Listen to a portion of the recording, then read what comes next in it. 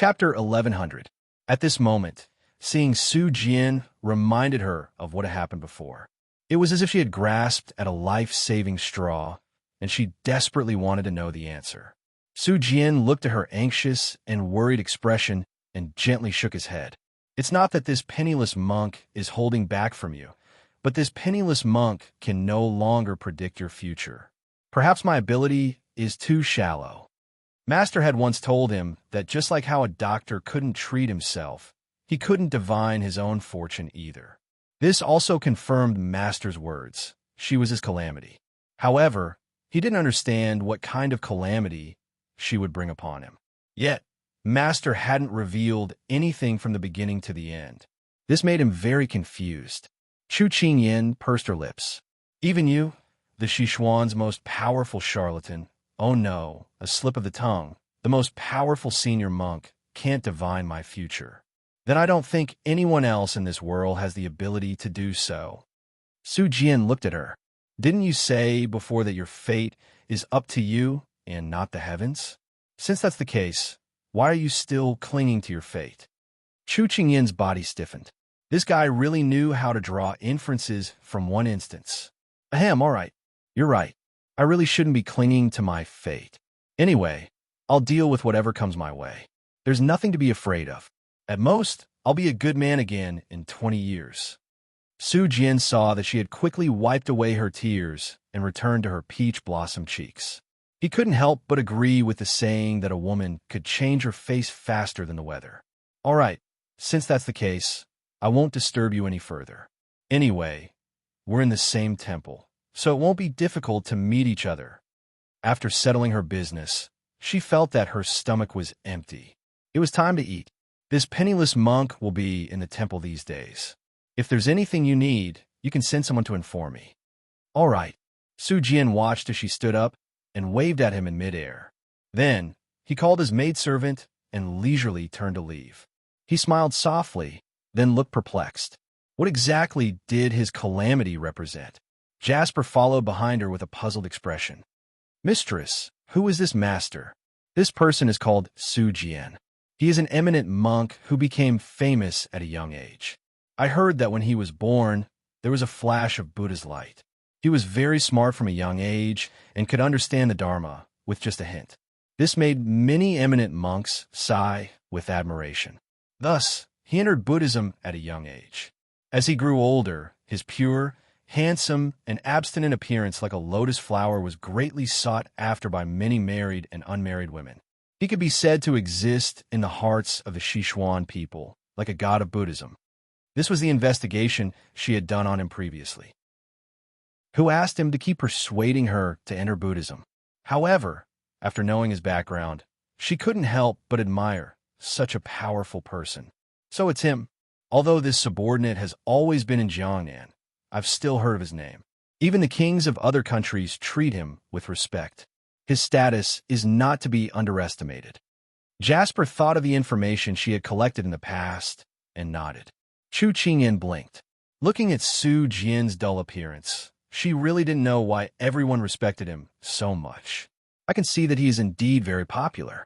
This might have something to do with the people's belief in God. Jasper nodded, but she looked puzzled. Then why did Mistress take the initiative to get close to Master Su Jian? This wasn't Mistress's style. Chu Qingyan thought for a moment and said frankly, Su Jian helped me and Her Highness before. We owe him a debt of gratitude, so I wanted to make friends with him. However, there is another important reason, and that is that he has the ability to predict the future. This is a cheat. Perhaps it could be of help in the future. This subordinate understands. Jasper nodded. From afar, she saw Xining looking around. When she saw them, she immediately ran over. Mistress, this servant has finally found you. Chu Qingyan smiled. How was your date with your family's Jean Xin? Xining glared at her innocently. You're making fun of us. No, it's something serious. Mistress, Her Majesty the Empress is looking for you. Chu Qingyan raised her eyebrows slightly. Why was Empress Liang looking for her at this time? However, she hadn't been able to find a chance to show her face in front of the Empress. When the time came, she would have a chance to mention her parents. All right, let's go. After walking around for a while, Chu Qingyan finally arrived at the courtyard where Empress Liang was staying. Before she even stepped in, she could already hear a woman's laughter. She paused in her steps and listened intently. It seemed like there were quite a lot of people here. This was probably going to be a tough battle. She stretched her muscles and tidied up her makeup, then walked towards the door. Under the scorching heat, on the road where there were few people, a horse carriage was moving forward. It was surrounded by tall men riding on horses. They were constantly watching their surroundings and were very cautious. Inside the horse carriage, a young woman was lying on the cushion in a very uncomfortable position. Beside her sat a handsome and gentle man. He was holding a cup of tea in his hand and was calmly sipping it. Although the horse carriage wasn't slow, it didn't feel any bumps. It was as if it was on flat ground. The young woman who was quietly sleeping finally groaned because her position was not right. She slowly opened her eyes. What entered her eyes was a black lump. She blinked, and when her vision cleared, she was shocked to find that it was a pair of men's boots. She immediately jumped up, but because she hadn't moved for an entire night, her body was stiff. Before she could react, her bones and tendons made a bung-bung sound.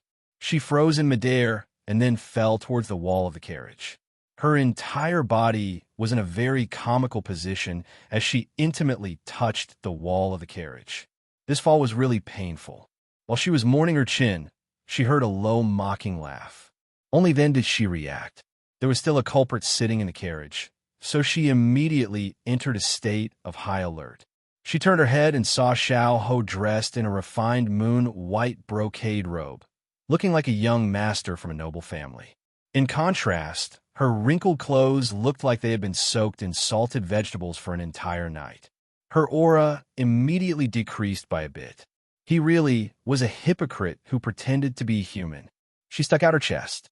She definitely couldn't let her aura lose even a bit. You're going too far, letting a delicate girl lie on the ground while you're enjoying yourself.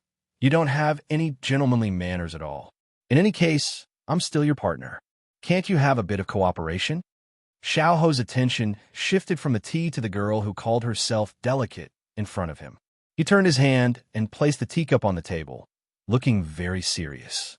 Forgive this king's poor eyesight, but I can't see how the princess is delicate. Moreover, the princess is sleeping on the ground because of your poor sleeping posture, so you can't blame anyone else. Although we are in a cooperative relationship, the power is still in this king's hands. The princess can only cooperate. For a girl, this kind of naked exposure was even more embarrassing than calling a girl fat. Pang Zhijing was so angry that she didn't know what to say. However, the other party did not let her go. He said with some difficulty, "Moreover, this king is still a patient. Shouldn't he treat himself better?" Pang Zhijing felt her blood boil. Chapter 1101. Pang Zhijing had to admit that talking to someone with a high IQ was just asking for humiliation. She decided not to bother with him anymore. Thus, she crossed her arms and sat on the other side of the couch, looking like she would never interact with him again. Xiao Ho did not have much interest in her, but he felt that the journey was boring, so he played with the kitten that was sent to him to relieve his boredom. Seeing that she was no longer making a fuss, he treated her as if she was invisible. But this situation did not last long. Grumble, grumble. Pang Zhijing could not help but press her stomach. She had not eaten for 3 or 4 meals, so it would be strange if she was not hungry. It was too difficult to not hear this sound in this quiet carriage. Xiao Ho glanced at her, and Pang Zhijing exploded, thinking that he was looking down on her. Have you never seen a hungry person before? But that's right, royal marquises like you, who live like princes, will not feel this. Xiao Ho heard this, and his eyes flashed, as if some unknown emotion floated and then sank.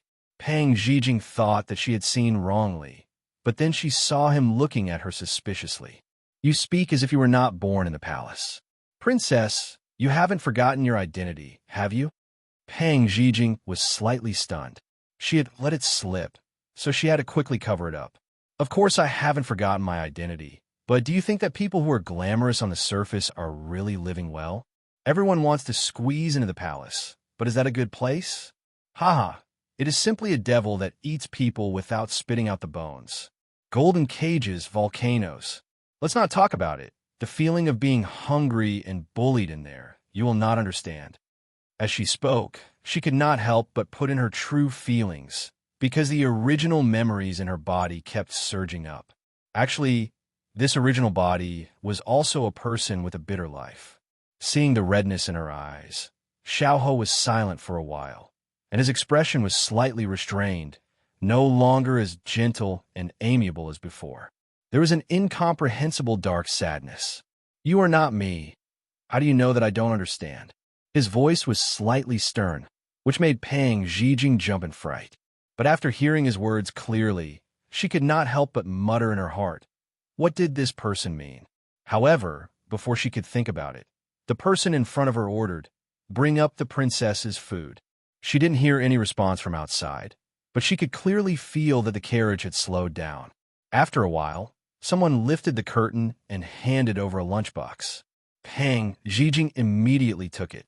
She had already prepared herself for a simple meal, but when she opened it and saw the exquisite dishes inside, her eyes lit up. She couldn't wait to pick up her chopsticks and enjoy it. At this time, Pang Zhijing's mind was filled with the food in front of her. Xiao, who was left to the side, looked at her wolfing down the food and raised his eyebrows slightly. This was the first time he saw a woman who didn't care about her image. If Pang Zhijing heard his ridicule, she would probably beat her chest and stomp her feet. Ever since she became this unlucky princess, she hadn't eaten a full meal. The reason was very simple. Pang Huang was afraid that she would have the strength to escape, so he specially controlled her food. In addition, she was always in a state of fear and planning to escape, so she didn't have the appetite to eat and drink. But now that she reached a consensus with Xiao, she was finally relieved, so her appetite was greatly stimulated. After being hungry for several days, her stomach finally had a full meal. When she was half full, Pang Zhijing also realized that her table manners were a little frightening. She couldn't help but sneak a glance at the person beside her, only to see him calmly sipping his tea and admiring her table manners. However, he didn't laugh at her because of this. Pang Zhijing pursed her lips. Whatever, nothing was more important than eating. Xiao sat quietly for a moment and suddenly said, "I feel that you don't look like a princess." Her heart thumped, but she didn't show it on her face. She said in a bad mood, "Does everyone's identity have to be written on their face and expressed through their actions? I think you don't look like a lord. Besides, if I'm not a princess, will you let me go?" When she said the last sentence, there was a faint expectation in her tone. Xiao smiled faintly and said, "We just need a princess. As for who she is, it's not within our scope of concern." These words are so heartless. She snorted softly, then seemed to have thought of something. "Xiao, if I complete my mission, you can't go back on your words and let me go." Xiao smiled. "Of course, but where do you want to go?" At this moment, she swallowed the last mouthful of rice. Hearing that, she looked up with a smile in her eyes. "You don't have to worry about that. Anyway, as long as I'm not restrained, even if I'm standing in front of you, I'll be free." The person in front of him had rice on the corner of her mouth, but she was smiling brightly. Her little face seemed to be glowing, making people unable to look straight at her. Xiao was silent. Freedom? It seemed that when he was very young, he had fantasized about it. "Hello."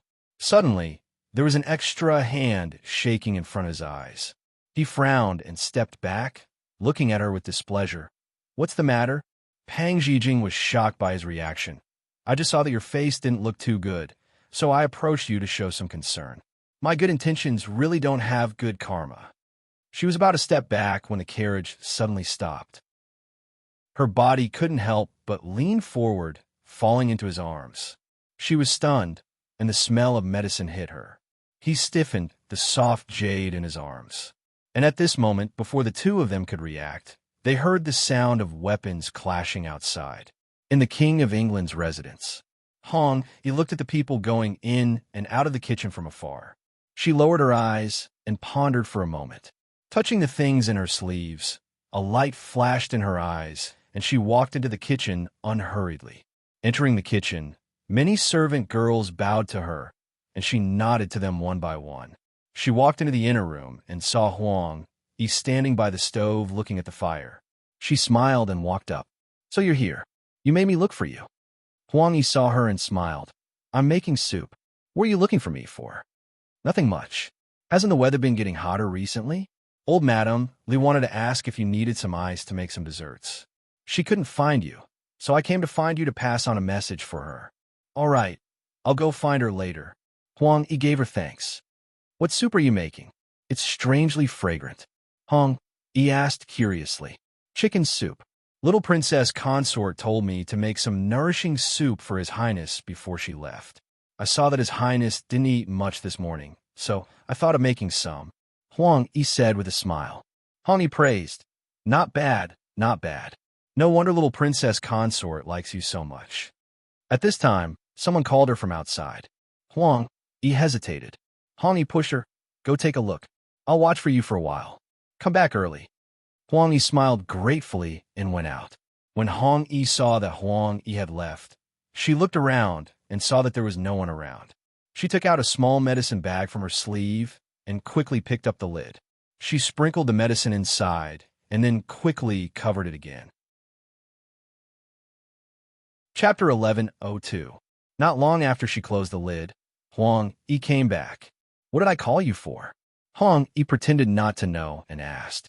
"Nothing, it's just that the ingredients for today's cooking have arrived, so I went to check." Huang Yi waved her hand, then leaned over to look at the pot, then sat back down to add more firewood. Huang Yi nodded. At this time, a few more cooking maids came in, so she found an excuse to leave. When she came out of the kitchen, Huang Yi looked through the window and saw Huang Yi being entangled by those maids. She gave a low laugh, then left as if nothing had happened. Huiwu Temple. At this time, a palace maid loudly announced, "Miss Chu has arrived." The people inside had been waiting for her for a long time. When they heard this, everyone looked at the door in unison. A figure appeared. She was dressed in a thin scarlet robe with a Chinese rose embroidered on her collar. A belt of the same color was tied around her waist. She was dressed very elegantly and simply. However, in such a hot summer day, she gave off a very refreshing feeling. Moreover, she didn't seem to have any makeup on her face. She looked very natural, which made many of the women present endlessly envious. "Qingyan greets your Imperial Highness the Empress." Chu Qingyan walked to the center of the room and gracefully bowed to Empress Liang. Empress Liang indifferently raised her hand. "Rise, Luo Yun, take a seat." Chu Qingyan did not expect this future mother-in-law who did not like her to give her a good look, so she happily found a seat at the back and sat down. However, sitting at the back did not mean that it would not attract attention. "Your Imperial Highness, this Miss Chu is very beautiful, one in 100 great beauties. She and His Royal Highness are a perfect match." The wife of the Minister of Revenue, Madame Tang, said with a smile. Chu Qingyan heard this and couldn't help but look at her. She was wearing an emerald green dress with a round figure and a round face. She looked very rich and peaceful, which made Chu Qingyan have a good impression of her. Who didn't like to hear good words? Empress Liang heard Madame Tang's praise and smiled. "Madame Tang, don't praise her, otherwise this girl Qingyan's tail will rise to the sky." Chu Qingyan cooperated with a shy smile, and the other madams saw this and covered their mouths to laugh. On the side, Meng Shishu saw her appearance and felt jealous. The Liang sisters beside Empress Liang looked at each other, but did not say anything. However, from the moment she entered, Chu Qingyan still had not figured out why they were sitting here and chatting. Could it be the tea party after breakfast? At this time, a young girl sitting beside Madame Tang seemed to have been holding back for a long time. When no one spoke, she couldn't help but ask, "Big Sister Chu, I met little sister Tianyue today. I saw that her makeup was very beautiful, and it didn't smudge even in this hot weather. After asking, I found out that you gave her some new products. I was very curious. Where did Big Sister Chu get those products from? Tell us about them, and let us see." The young girl's face was like cream, and her voice was sweet and sweet. She was very charming and cute. Her expression was curious, and her eyes were as big as round jade. One could see the clarity in her eyes, which was pure curiosity and surprise. At this time, when a young girl finished speaking, everyone looked at her with curiosity. Chu Qingyan finally understood. So it was because of this. It seemed that the two models, Yu Tianyue, had played an unexpected role and attracted the attention of these rich madams. It was really like the saying, flowers don't bloom when you want to, but willows grow when you don't want them to. At this time, even Empress Liang looked at her and said, Qingyan, tell us, what products are you using? Why haven't we heard of them before? Chu Qingyan's mind lit up, and she did not hesitate. She turned around and said a few words to Jasper. Then, she stood up and said to everyone's expectant eyes. When Qingyan was in Lianxing, she saw people using these products and was very curious. After asking around, she found out that they were bought in Jiangnan. Then, she asked someone to buy them and tried them herself. She found that they were very effective. After explaining the reason, she began to explain the products in detail. When she talked about the effects of skincare, moisturizing the eyes of the women present, whether it was Empress Liang, the Liang sisters, Meng Shu, or the madams and young ladies who had seen the world, lit up. They couldn't wait to enjoy these products immediately. It sounds really good. It's the gospel for us women. Sometimes on summer days like this, I don't even dare to wipe my sweat. I'm afraid that I'll accidentally become a dirty cat. Madame Jean, the minister of the Ministry of Works, sighed and was very distressed. Beside her, her daughter, Jean Yueqing, hugged her arm and shook it with a smile. Mother, don't worry. Didn't you hear what Sister Chu said? The boss of this continuation product is going to open a branch in the capital soon. When the time comes, I'll buy it for you. Madame Jean smiled and reached out to gently tap her younger daughter's nose. She laughed and said, Mother knows that you're filial. Chu Qingyan looked around and nodded in her heart. She had only talked about these skincare products, and they were already overjoyed. Wouldn't the makeup products she was going to talk about next make them go wild with joy? Sure enough, it was a woman's nature to love beauty. After everyone's heated discussion ended, Chu Qingyan continued to speak.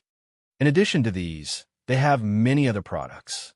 For example, they can make people whiten their skin, cover the blemishes on their face, or make them look very good from the sun.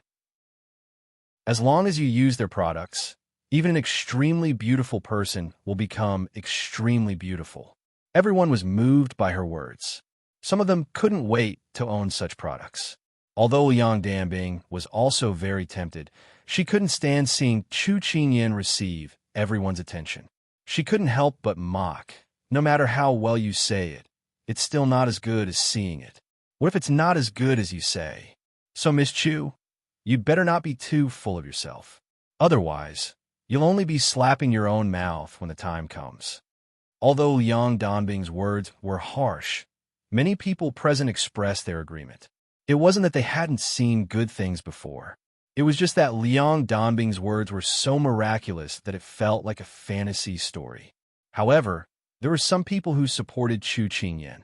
The girl who first asked her about this topic, Tang Lanhan, said with a smile on her face, I think that Big Sister Chu isn't exaggerating. If everyone has seen Tianyue, they'll know that she's like a different person after using Big Sister Chu's products. Although they couldn't confirm Chu Qingyan's words at this time, everyone still had expectations. Chu Qingyan didn't pay much attention to Liang Danbing. She was just a small character. Let her jump around. The more you pay attention to her, the happier she jumps. She felt that it was about time to raise their curiosity to the highest level. From the corner of her eye, she saw Jasper coming in with a box. She couldn't help but smile brightly. It was time to witness a miracle. Chapter 11:03. When the crowd saw Jasper enter, they all looked at the box in her hands. If they remember correctly, this person was Chu Qingyan's personal maidservant. Jasper stood beside her master and said in a low voice, Master, I've brought the things. Chu Qingyan nodded, then turned to face the crowd. These are the products that I mentioned earlier. I know that many of you don't believe me, but it's okay. I can give you a demonstration on the spot. As she spoke, she opened the lid of the box in Jasper's hands. There were several layers inside, and beautiful bottles and jars were displayed on each layer. They were like small handicrafts that were very attractive. The crowd was attracted by the small bottles, and they all looked at them in disbelief, because they were very different from what they usually used. Empress Liang, who was sitting at the head of the table, looked slightly surprised. She thought for a moment, then said to Chu Qingyan, "Today, tell everyone how to use these things."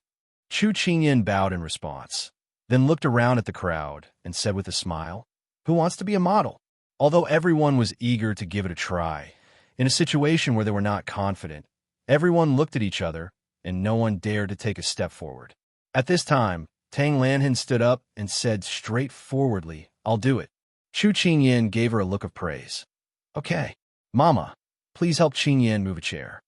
Empress Liang nodded to Luo Yun, and Luo Yun immediately instructed the palace maids to do so. After Tang Lanhan sat down in the middle of the crowd, Chu Qingyan took out the makeup remover and said to her with a smile, "Miss Tang, I have to remove the makeup on your face first. Otherwise, it will affect the effect of the next makeup." Tang Lanhan didn't care. "I'll listen to you. You don't have to ask for my opinion." Hearing her words, Chu Qingyan's impression of this straightforward young lady improved. Her eyes curved into crescents as she smiled. "All right, since you trust me so much, I promise to give you a beautiful appearance." As she spoke, she poured the makeup remover onto a clean handkerchief and slowly wiped off the rouge on Tang Lanhan's face. Very quickly, a bare face appeared in front of everyone.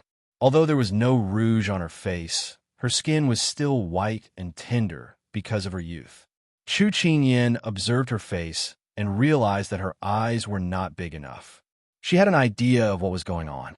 She took a bottle of toner and patted it on Tang Lanhan's face while explaining to everyone, "We've cleaned up our faces just now. Now, we're going to replenish the water we lost just now. It can also achieve the effect of shrinking the pores. Then, we're going to apply a layer of lotion to make our faces easier to put on makeup later." After applying the lotion, she continued to apply a layer of cream on Tang Lanhan's face. This is to nourish the skin. Because it's summer now, the sun is very strong. Sometimes, when we go out for a walk or two, our face and neck will become two different colors. So, we need to apply a layer of sunscreen next, which is to isolate the sun and dust so that our skin won't be polluted. Chu Qingyan explained every step to everyone, trying to translate the modern language into something they could understand. However, everyone was still stunned by these new words. Moreover, they found that every time she applied a layer of cream on Tang Lanhan's face, Tang Lanhan's skin would change. It became whiter and whiter, more and more delicate. They didn't dare to take a sip of tea and held their breaths, afraid that they would miss the details. What? Eyebrows can be drawn. Wow, it can actually change the color of lips. I thought it was only red usually. What's that? Just pinching her eyelashes and they become curled. Sighs and exclamations rang out one after another like curious babies. They couldn't help but stand up from their chairs and surround Chu Qingyan. They watched as Chu Qingyan turned Tang Lanhan into an exquisite and beautiful woman, as if she was performing a magic trick. Even Empress Liang, who had always been prejudiced against Chu Qingyan, was shocked at the skillful makeup skills of craftsmen. When Chu Qingyan entered the final step, no one dared to disturb her. They watched quietly. In fact, they had already begun to roar in their hearts, regretting that they didn't take the initiative just now. Otherwise, they would be the one who turned into a fairy now. After Chu Qingyan was done with Tang Lanhan's makeup, she took the mirror from Jasper and placed it in front of her. She smiled and said, "Now you can look at your face." When she heard everyone exclaim in surprise, Tang Lanhan couldn't help but want to take a look. However, her good upbringing made her endure. Now that she finally saw the effect, she couldn't wait to open her eyes. When she saw the person in the mirror, her eyes widened in shock. She said in disbelief, Is the person in there really me?" Chu Qingyan was amused by her cute reaction and nodded seriously. At this moment, Mrs. Tang also surrounded her and was overjoyed. "Daughter, it's really you." Then she turned to praise Chu Qingyan sincerely. Miss Chu, your hands are really skillful. As soon as Mrs. Tang finished speaking, the people who gathered around nodded in agreement. Chu Qingyan smiled modestly. Actually, it's all thanks to these products. I'm just skillful with my hands. Miss Chu is too modest. Tell us, her eyes weren't big before, but why did they become so much bigger at first glance? Jin Yueqing moved closer to Chu Qingyan and asked in amazement. Chu Qingyan smiled faintly. Although she wasn't wearing a brocade dress, she gave off an air of elegance and calmness. She looked at the confused crowd and patiently explained. It's also thanks to our products, but the most important thing is the skill of applying makeup. Although Miss Tang's eyes aren't big, we can make them brighter through products. For example, we can modify her eyebrows to make them longer. Then, we can use an eyelash clip to make her eyelashes curl. Then, when we apply powder to her cheeks, we can use a little trick to modify the shape of her face to make it look smaller. This way, her eyes will stand out. Chu Qingyan spoke frankly with assurance, making everyone gasp in amazement. What else can be changed? Tell us all about it, Empress Liang said quickly. Chu Qingyan bowed and accepted the order again. Actually, when we're born, most of us aren't perfect. For example, some people feel that their eyebrows are too short or too thick, their lips are too light, their nose isn't straight enough, and so on. These can all be changed through these products. Moreover, it doesn't change our original appearance. Instead, we can modify our appearance to show our best side in front of our husband, family, and friends. Chu Qingyan's words made the eyes of the women present light up. Chapter 1104. Also, with the passage of time, once we get older, our skin will become saggy and dark yellow. Wrinkles will appear at the corners of our eyes, showing signs of aging. It can protect our skin to a certain extent, moisturize, whiten, and change its luster. As soon as Chu Qingyan finished speaking, she felt the wild joy of the crowd. She laughed in her heart and continued. However, just using these products can only treat the symptoms and not the root cause. Although it's because after removing the makeup, we still look the same as before, we also have to put in more effort in eating. In fact, there's a lot of nourishing the body and changing our mental appearance through eating. Many of the women present were already 30 or 40 years old. Not only did they have to serve their high-ranking husbands, but they also had to take care of all the big and small matters in the manor. It was very tiring.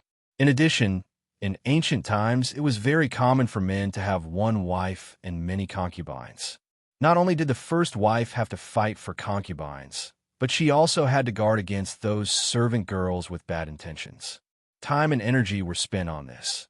So no matter how much powder was used, it couldn't hide the vicissitudes of life, unlike those vixens who were only responsible for looking beautiful like flowers. So after hearing Chu Qingyan's words, the thoughts of wanting to catch their husbands in the past came back in a whirlwind at this moment.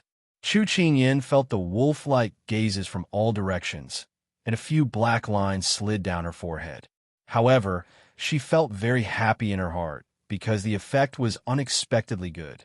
However, she still had a plan in her heart. These words of experience couldn't be said too much. She had to hold back some, so that she could be popular in the circle of noble women in the future. Do you have any good food therapy methods? Tell us about them.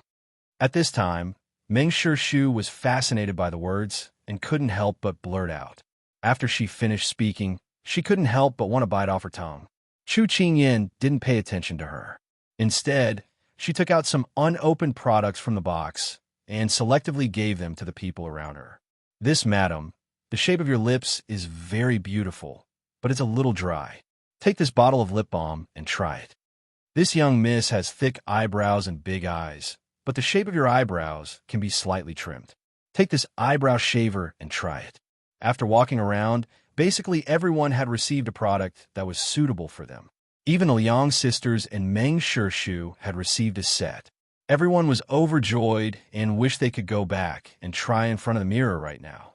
However, they had good manners and didn't forget to thank Chu Qingyan. Although they knew that gifts blind the eyes, they couldn't refuse such a rare product. At the same time, they flattered Empress Liang eagerly. With such a capable and intelligent future daughter-in-law, when they were almost done talking, they immediately left in a hurry. After leaving, Empress Liang still had a complacent smile on her face. After the room returned to silence, Empress Liang looked at Chu Qingyan, who was still standing in place, and asked with an unpleasant expression, "Why haven't you left yet?" "Nyang Nyang, Qingyan has a small gift that she wanted to give you, but she never found the right time. Now is the perfect time to give it to you." She smiled pleasingly. What gift?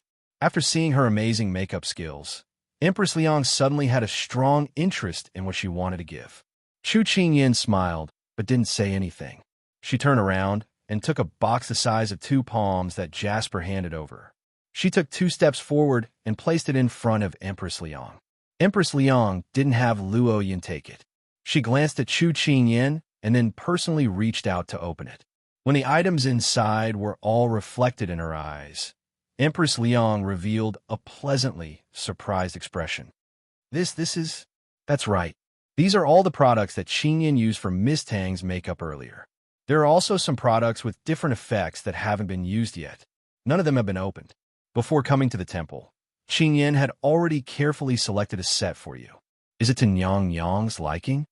She lowered her eyes and pretended to be very nervous. How could Empress Liang not like it? As soon as she saw Tang Lannon's makeup, she wanted to immediately send someone back to the capital to buy some to try. At this time, Chu Qingyan's gift was like handing a pillow to a sleepy person or a delicious meal to a hungry person. What a good child! Empress Liang reached out to gently pat Chu Qingyan's hand. She revealed a rare, amiable expression. She was used to Empress Liang's aloof appearance, so she suddenly became amiable to her. Moreover, she usually didn't have a kind expression. Even if she was a bit gentle, it looked strange. Chu Qingyan felt a bit scared, but she didn't show it on her face. These are all things that Qingyan should do. It's fine as long as Nyang Yang likes it. If only Su'er had some of your filial piety. Empress Liang sighed softly, but her expression was somewhat sincere. Chu Qingyan hurriedly said, "Actually, His Highness is also very concerned about Nyang Yang. It's just that men aren't as meticulous as women and don't easily express their feelings. Therefore, I ask that Nyang Yang doesn't bicker with His Highness." When Empress Liang heard this, she felt much better. At this time, she saw that Empress Liang was unable to take her eyes off the bottles and jars. Chu Qingyan pursed her lips. She felt that this was an opportunity and couldn't help but boldly say, "Nyang Yang, Qingyan has something to thank you for." "What is it?" Empress Liang casually asked. "Qingyan and His Highness came to the capital and left my parents in a foreign land. I miss them very much. Later on, I heard that Nyang Yang brought my parents to the capital. Qingyan is very grateful." Chu Qingyan said carefully. Empress Liang's hand that was stroking the bottle paused. Emotions swirled in her eyes. It seemed that she had underestimated this girl. There's no need to be so polite. Once you marry into the family, your parents, sir, must also treat them well. Chu Qingyan repeatedly agreed. Then, she gathered her courage and asked, "Then, Nyang Yang, when my parents come to the capital, can they be brought to the King of England's residence?" Empress Liang sneered inwardly. She even learned to bargain with her. Her lips curved slightly, but she avoided the topic. "Didn't you put on Miss Tang's makeup earlier? Now that the products are all here, you should also try on this consort's makeup and see if it's as magical as it seems." When Empress Liang didn't respond, Chu Qingyan was a bit disappointed. However, she had no choice but to force herself to respond. "All right, Qingyan will put on Yang Yang's makeup right now." She turned the box around and earnestly put on Empress Liang's makeup. Because she had observed Empress Liang's skin and facial features from the beginning, and because she was skilled, she quickly put on a makeup that suited Empress Liang very well. Not only did Empress Liang look graceful and luxurious, but she also looked a few years younger, like an unmarried young lady. Empress Liang was unwilling to let go of the mirror. Her fingers stroked her cheeks. It was as if she was looking at her budding self from 20 years ago. Seeing that she was no longer needed, Chu Qingyan packed up the box and prepared to leave. "Wait." Empress Liang put down the mirror and suddenly called out to her. Chu Qingyin's eyes lit up slightly. Could it be that there was a chance of what happened just now? Chapter 11:05. Does your highness have any other orders? Chu Qingyin suppressed her anticipation and asked with a normal expression. Empress Liang was still admiring her own reflection in the mirror. Her gaze didn't land on Chu Qingyin, but her words were clearly directed at her. If you can teach the palace maid in charge of this consort's makeup techniques in the next few days, then this consort will fulfill your wish for the question you asked just now. Chu Qingyin revealed a happy smile, but she was afraid that it would be too obvious, so she tried her best to restrain herself. However, she still had some misgivings. For someone like Empress Liang, who was used to ordering people around, she saw through her misgivings with a single glance. She said slowly, "You don't need to worry that this consort will play tricks.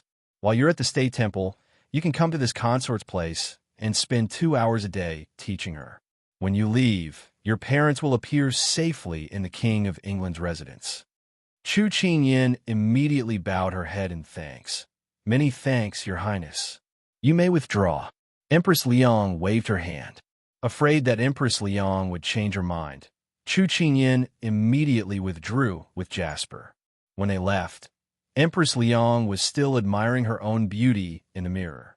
Once they left the courtyard, Chu Qingyin let out a huge sigh of relief. Then, her lips curled into a bright smile. "Jasper, I've finally rescued father and mother. Congratulations, Master."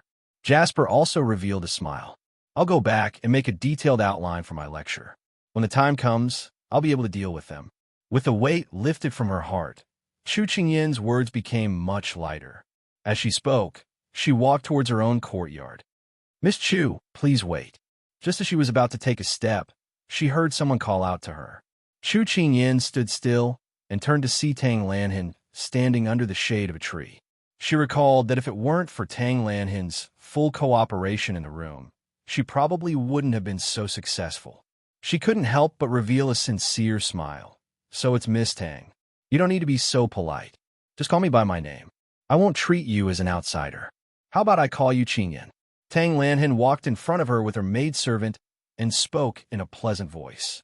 Although she was surprised by her straightforwardness, she admired this personality from the bottom of her heart. So she nodded. "I like your personality, Lanhin." "I like your personality too, Qingyin," Tang Lanhin said without any pretense. After the two of them finished speaking, they looked at each other and laughed at the same time. This smile was like a stone slab that was connected to the feet of the two, allowing the two to become close friends in the days to come with a tacit understanding. "The reason I waited here this time is to make friends with you. Anyway, there will be plenty of time in the future, and we'll meet again. I can't be out for too long. Otherwise, my mother won't be able to find me and will leave first. Come and have tea with me when you're free." Tang Lanhin waved goodbye to her. Chu Qingyin looked at the person who came in a hurry and left in a hurry. She couldn't help but curve her lips. She really was a woman in a hurry. On the way back, Chu Qingyin received a lot of attention, but it wasn't as probing as before.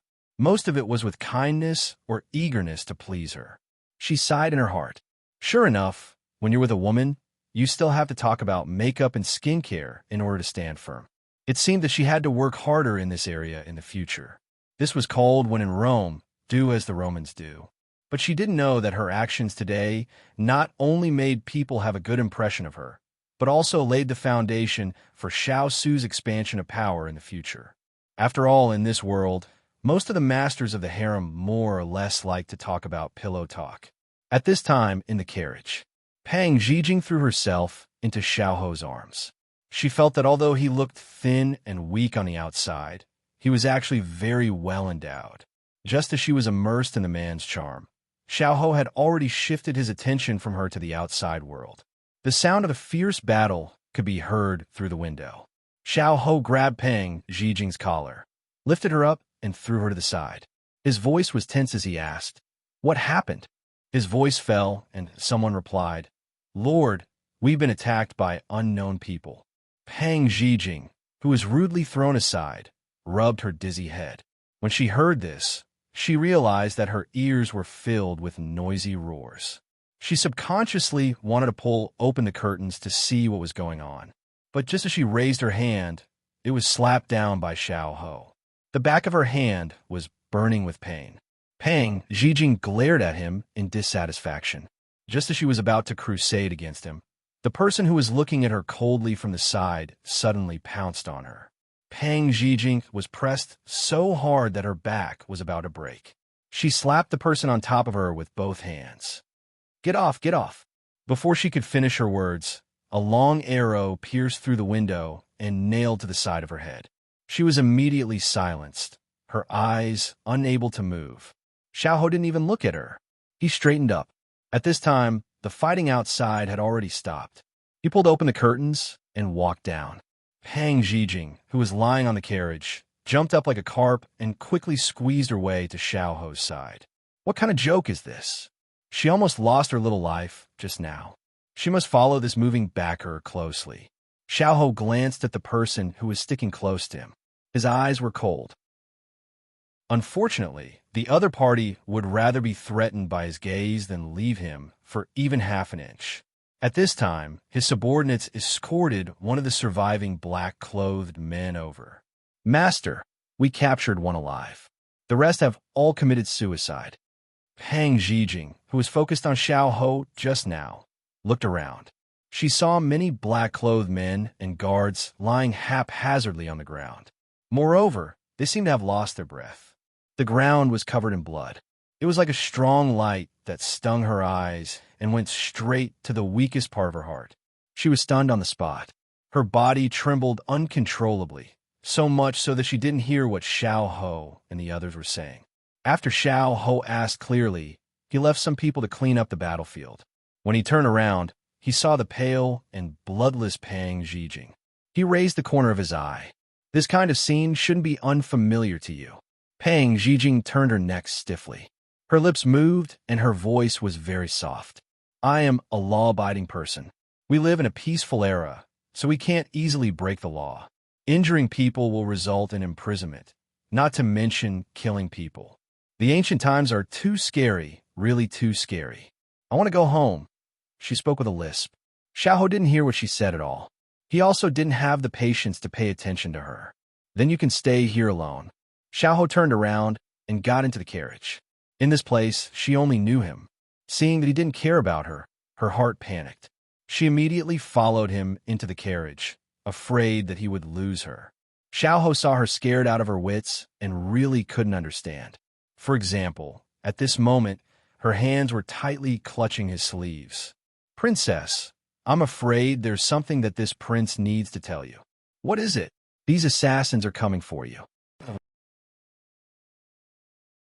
Chapter 1106. After drinking a bowl of iced plum soup, Pang Zijing felt slightly more alive. She took a deep breath and asked, "Why do these people want to kill me?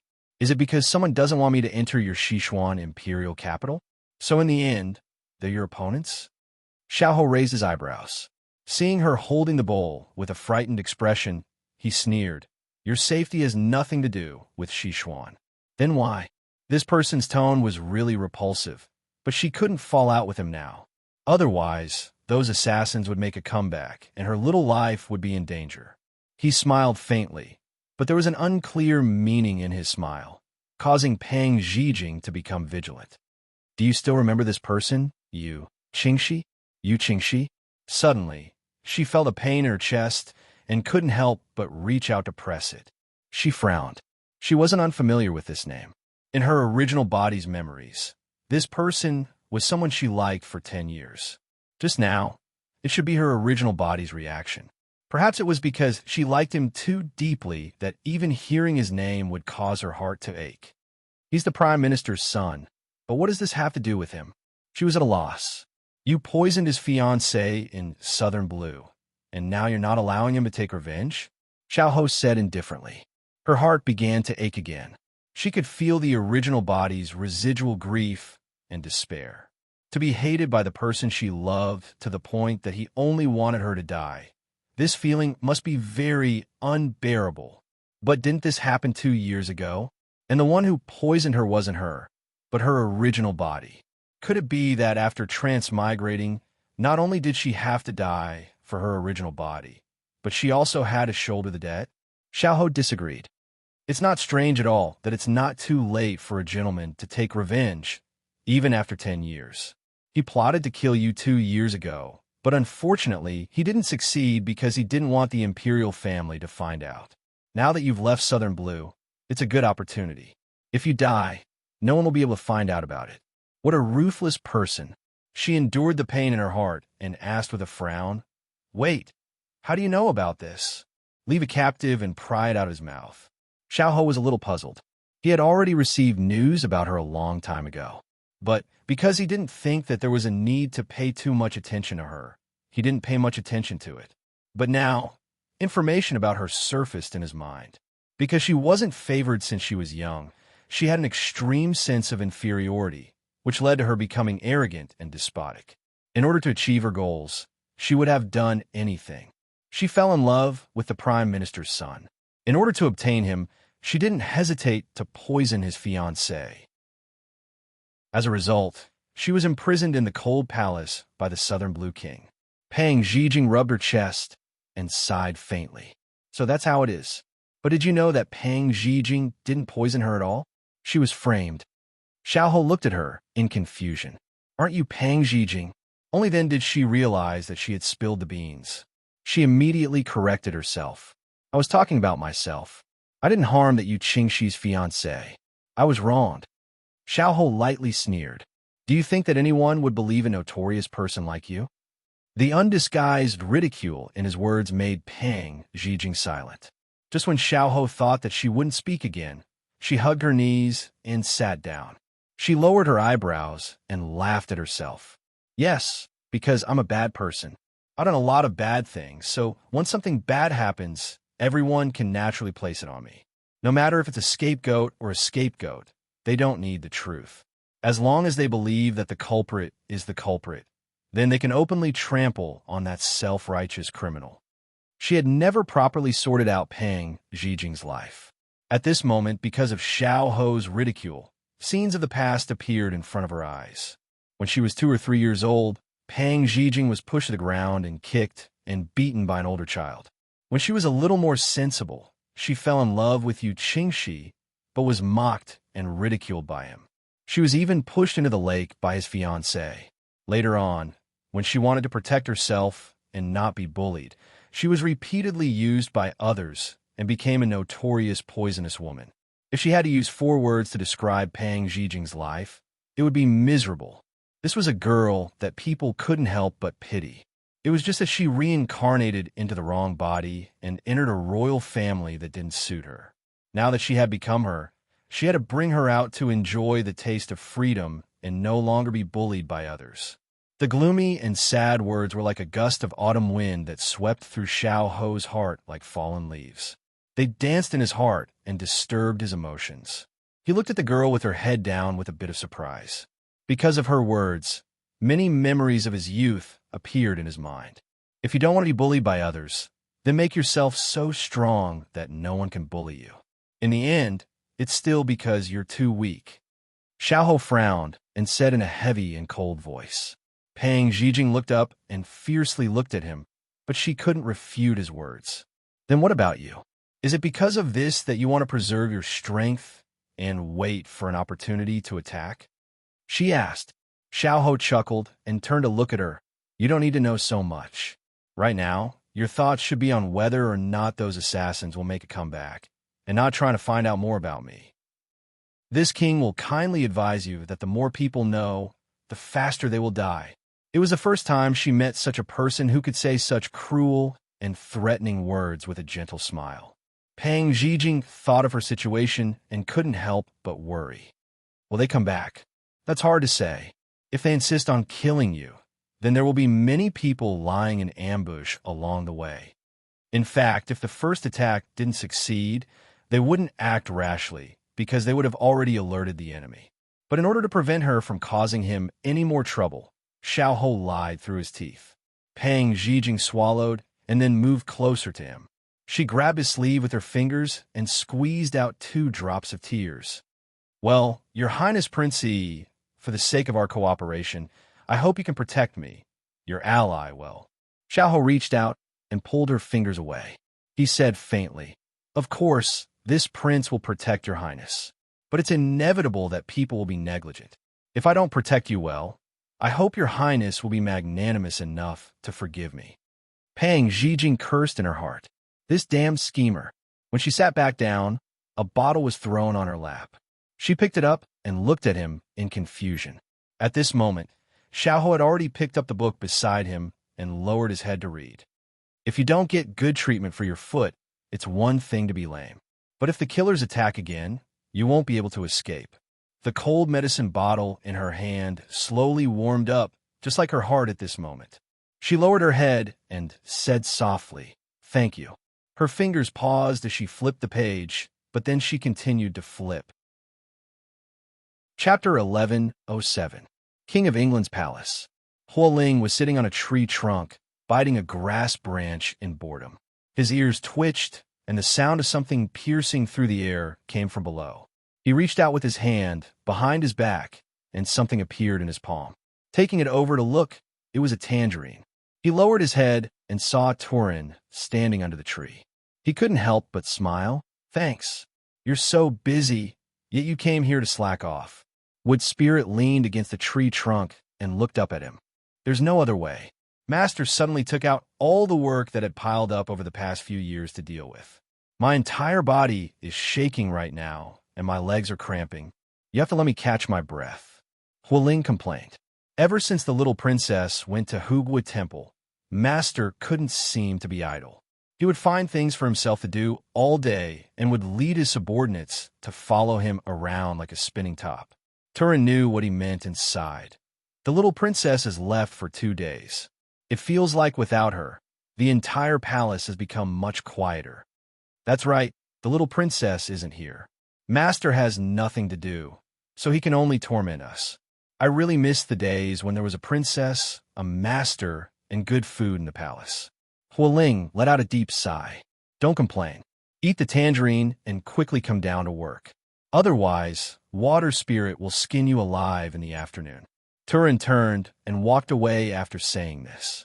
What? Water Spirit was coming? What a joke. He didn't want to taste her whip.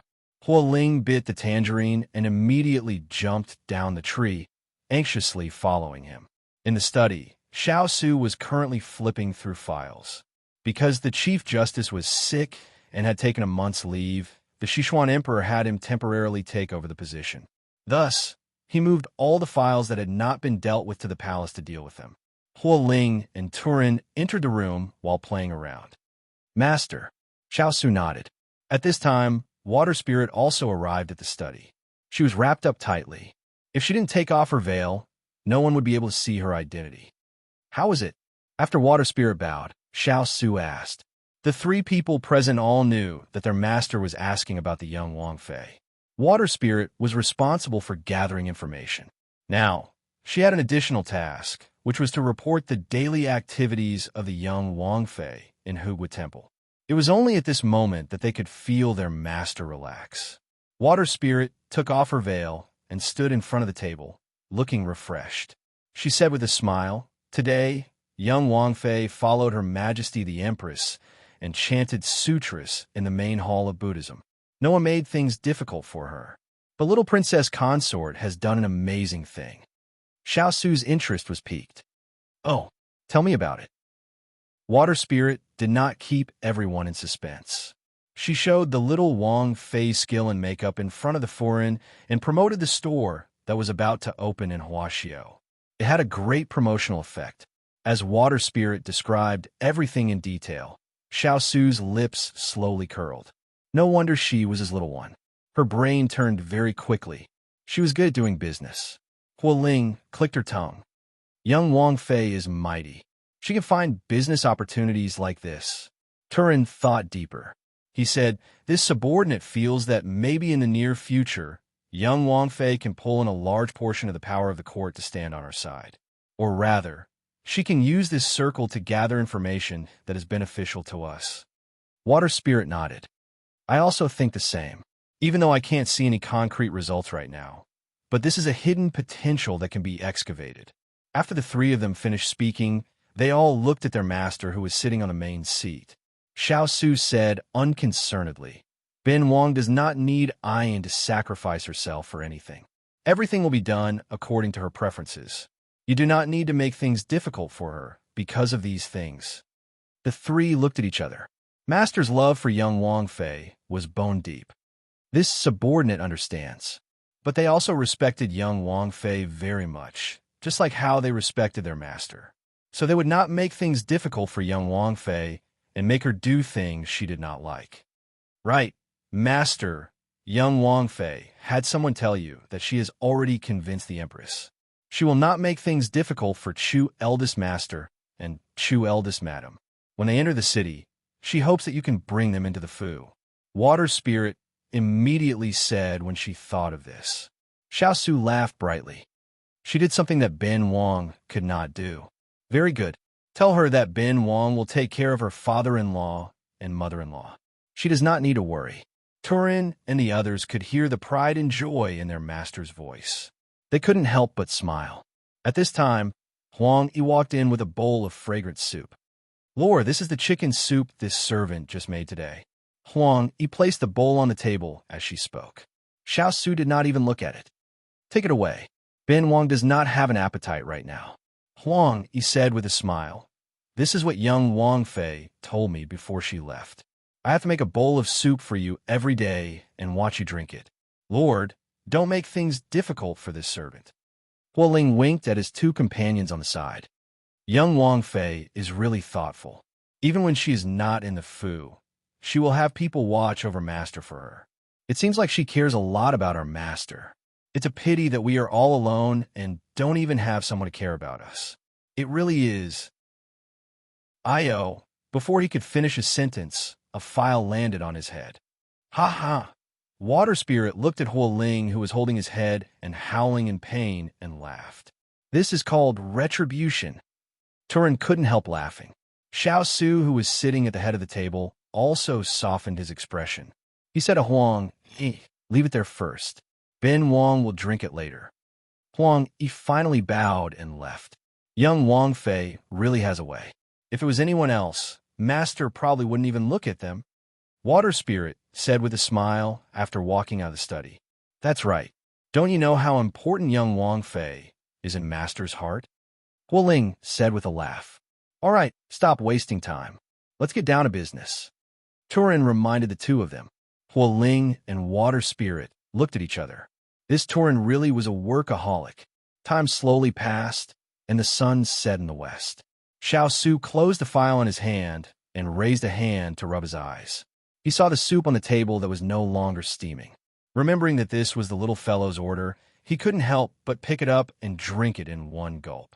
Huang Yi, who was standing in the hallway of the courtyard, had been hiding behind a pillar the entire time, paying close attention to the study. When she saw Xiao Su drink the soup through the window, her eyes lit up with a strange light. Great! The medicine would take effect in 2 hours. At that time, she wanted to see how long this Liu Xiaohui could last. She pinched her handkerchief as she thought about what kind of expression Chu Qingyan would have when she came back and found that she couldn't drive her away. As long as she succeeded tonight, she wouldn't be afraid of anything, because she had the Empress behind her. Thinking of this, her lips curled. Then she had to go back now to prepare for tonight. Chapter 1108. The setting sun cast a large patch of pale, yellow light on the ground. From afar, it was magnificent and beautiful, making one unable to bear to look away. Chu Qingyan sent away the palace, made sent by Empress Liang to learn how to put on makeup. She stretched lazily and leaned against the door frame, admiring the magnificent scenery of nature. "Jasper, tell me, there's so many beautiful things in life. Why do some people cling to those imaginary power?" Chu Qingyan suddenly lamented. Jasper stood behind her and thought for a moment. Perhaps it's because of human selfishness. Some people have tasted the days of not having enough to eat and not having enough to wear, so they don't want to suffer and do anything for wealth. Or perhaps it's because they're greedy and want to have more things. Chu Qingyan turned to look at her and nodded approvingly. Our Jasper is so smart. Jasper smiled and lowered her eyebrows. Actually, Master already understands these principles. Why do you still need to ask this subordinate? Just take it that I'm bored. Sigh. She really wanted to be a big ice cube. And her family's little high, the little troublemakers. After sighing to the sky, she turned and prepared to return to her room. But at this moment, a dart flew through the air. Jasper quickly stretched out 2 fingers to catch it. Then she chased after it, but the figure was nowhere to be seen. She returned and handed the dart to her master. Master, there's a letter on it. Chu Qingyan took it and opened it to see what was written on it. 2 hours later, see you at the usual place. Usual place? Master, who is this person? Jasper was very puzzled after reading the words. Chu Qingyan pinched the letter and smiled.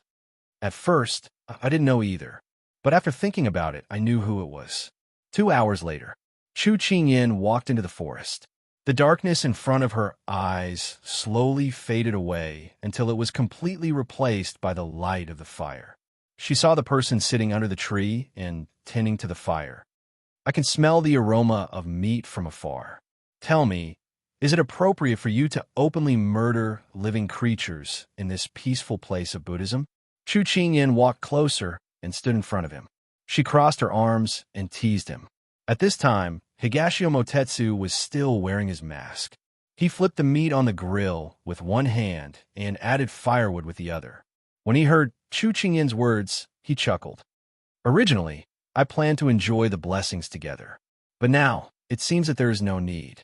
Chu Qingyan immediately sat down and muttered, Hey, you can't be so selfish and swallow such a big chicken all by yourself. Higashio Motetsu laughed, then pulled off a leg and handed it to her. This is for you. Chu Qingyan clicked her tongue, but still took it and couldn't wait to eat it. Ah, hot. Seeing her grimace in pain, Higashio Motetsu shook his head in a good mood and sneered, Why are you so impatient? No one is snatching it from you. Chu Qingyan opened her mouth and said in an aggrieved tone, You don't know, but I've already eaten several meals of vegetarian dishes. There is no oil in the tofu and vegetables. I'm afraid that if I eat a few more meals, I will become a radish. Hearing her description, it was very interesting. Didn't you tell those young ladies and madams today that eating vegetarian dishes is good for detoxification, causing the temple's kitchen to go down the mountain to purchase a lot of vegetables and frighten many young monks? Is that so?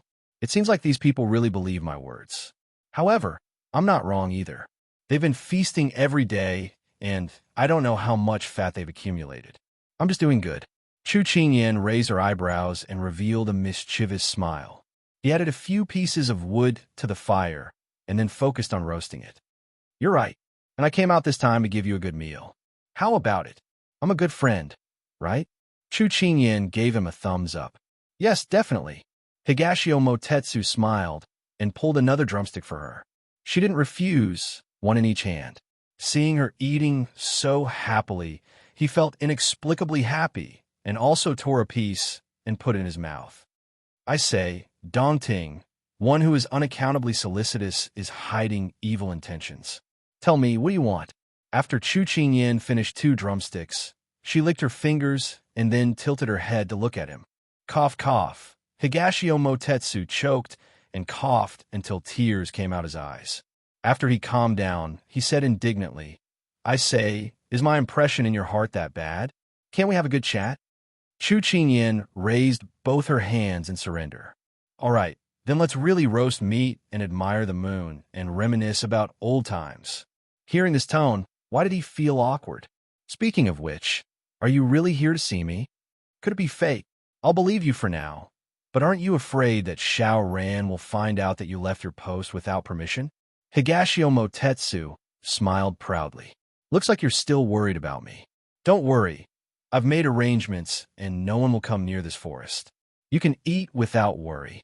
When Chu Qingyan heard him say this, her heart thumped. She said with a smile that didn't look like a smile, Since when can the Jianghu sect arrange for the imperial court soldiers? In order to see you, I've spent a lot of money. Don't be ungrateful. Higashio Motetsu's eyes flashed as he replied in a casual tone. She snorted lightly. Although she didn't show it on her face, the suspicion in her heart didn't lessen. Hurry up and eat. Otherwise, I won't be responsible if the food gets cold, he urged. Chu Qingyan didn't have any appetite. She could clearly feel that he was avoiding something. In the end, she couldn't help but ask, Dong Ting, who ordered the Moon Palace sect to assassinate His Highness? The atmosphere quieted down in an instant. Neither of them spoke. Crackle. A sound came from the fire. Chu Qingyan's voice also sounded in the dark night. Dong Ting, I've said before that you can't lie to me anymore. Otherwise, we can't even be friends. Higashio Motetsu didn't answer. He calmly added the last piece of firewood and patted the wood shavings off his hands. Then, he stared at her. Chu Qingyan felt the emotions floating in his eyes. She couldn't understand it. What do you want to know? It was as if after waiting for a long time, he finally got to hear her question. This kind of feeling was like a hanging stone falling to the ground. He knew that with her intelligence, she would see through him sooner or later. However, he didn't have the heart to hide it from her. The night gradually deepened. In the silent night, the sound of cicadas and frogs were particularly clear. After dealing with the file, Xiao Su looked at the sky. The little fellow's instructions before she left flashed in his ears. He glanced at the mountain of files on the table and finally chose to get up and return to his room. Although the prince's mansion was full of his people, they were basically the little fellow's spies. In order to avoid her nagging when she came back, it was better for him to go back and wash up early. Thinking of this, he couldn't help but smile helplessly. However, just as he stood up, he suddenly frowned. He felt something strange in his body. His palms were sweaty and his whole body was hot. His body swayed slightly, and he almost couldn't stand. Chapter 1109. Xiao Su was barely able to support himself with the table. He could feel that there was an evil fire running around in his body. He deeply furrowed his brows. He wasn't unfamiliar with this feeling. He took a deep breath and suppressed the evil fire. Someone come. Huoling and Turin immediately pushed open the door. Master, what orders do you have? As soon as he finished speaking, Huoling asked in surprise, Are you not feeling well? Xiao Su raised his hand to stop him. Someone drug this king. Immediately lock down the entire king's palace. Don't let anyone leave, especially the people in the inner courtyard. After saying this, he forced himself to walk out the door. Huoling and Turin followed closely. Master, where are you going? Xiao Su turned around with a cold expression. I'm going out for a bit. Wait for me to come back and take care of everything. Huoling and Turin looked at each other and accepted the order. Xiao Su walked to the corridor and jumped onto the roof. With a few jumps, he disappeared into the night. What's wrong with Master? Huoling was very confused. Turin was also confused. Whatever Master says, we'll do. There's nothing wrong with it. Huoling thought the same. At this time, in the middle of the night, in the quiet forest, the two of them were silent. Higashio Motetsu's words just now were undoubtedly a tacit admission that he was hiding something from her. And after she confirmed her guess, she felt like she couldn't move forward. Confirming was one thing, but tearing open the truth was another. She suddenly didn't want to move forward anymore. He looked at her for a while and revealed a faint smile. It was different from his usual frivolous attitude. Instead, there was a faint helplessness and frustration. Little girl, do you feel like this is very difficult? Judging a friend like this? Chu Qingyan closed her eyes and let out a breath. Then, she slowly opened them. Dong Ting, I know that you didn't participate in the Moon Palace's assassination of Big Ice Cube before, but I want to know, what about now? The eyes in front of him were too clear, and he couldn't meet her gaze. He looked away. I am the Moon Palace's young palace master. These words indirectly answered her question. Dong Ting, you know that I don't want to be like this. So why are you still pretending as if nothing has happened? I know you like to play around, but is the relationship between friends something you can play around with? She was too angry and her tone was a little too harsh. When she saw the eyes of the person in front of her flicker, she moved her lips and lowered her eyebrows, saying sorrowfully, I'm sorry. The little girl's words were like thorns that pierced into the depths of his heart. He looked up and glared at her. Qingyan, we're friends. It has nothing to do with anyone. I won't hurt you. It's just that we're on different sides. Is that not okay? Chu Qingyan frowned and said firmly, my friends will never hurt the people I care about. So Xiao Su is the most special person in your heart. Even if I treat you extremely well, if I hurt a hair on your family, Xiao Su, I won't be forgiven? Higashio Motetsu narrowed his eyes and asked word by word. His gaze made her breath catch, but she still insisted on her point of view. Dong Ting, you're wrong. No matter if it's Big Ice Cube, Yin Luo, my parents, or you, as long as it's someone I care about, I won't allow anyone to hurt them. So you can't compare them like this. Higashio Motetsu smiled gently. The sharpness in his eyes seemed to have been blown away by the night wind and disappeared into the depths of his eyes.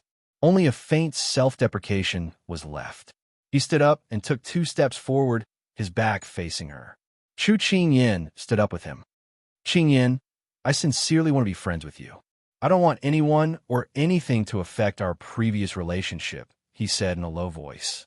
Chu Qingyan didn't notice the emotion in his words. She looked at his back and said, Dong Ting, have you ever thought that if we stand on opposite sides, we'll have to fight each other for the people behind you and for the people I want to protect? Do you think we can still be as calm as before? This was the gap between the two of them. It was a fact that couldn't be ignored. She didn't know if he couldn't see it clearly or was unwilling to see it clearly. He remained silent. He had thought of these consequences before. Qingyan, will there really be a day when we fight to the death? He asked softly. Chu Qingyan pursed her lips and looked at his back. She blinked and said, if you insist on fighting Big Ice Cube for the people behind you, I think I'll have to fight you sooner or later.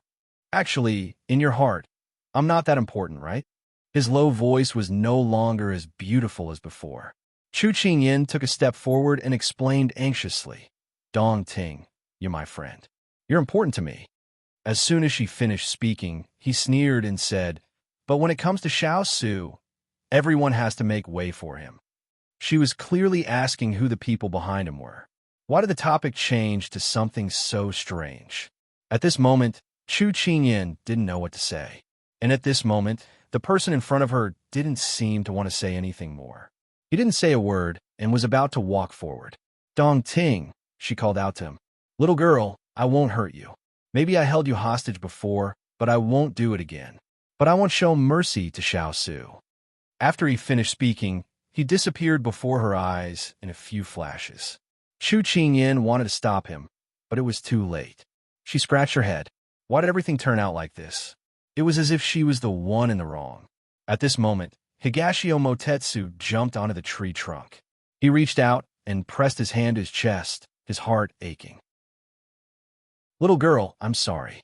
Maybe this way, you won't feel awkward when you draw your sword on me. Only a heartless person can live freely. But most of the time, it's not up to them.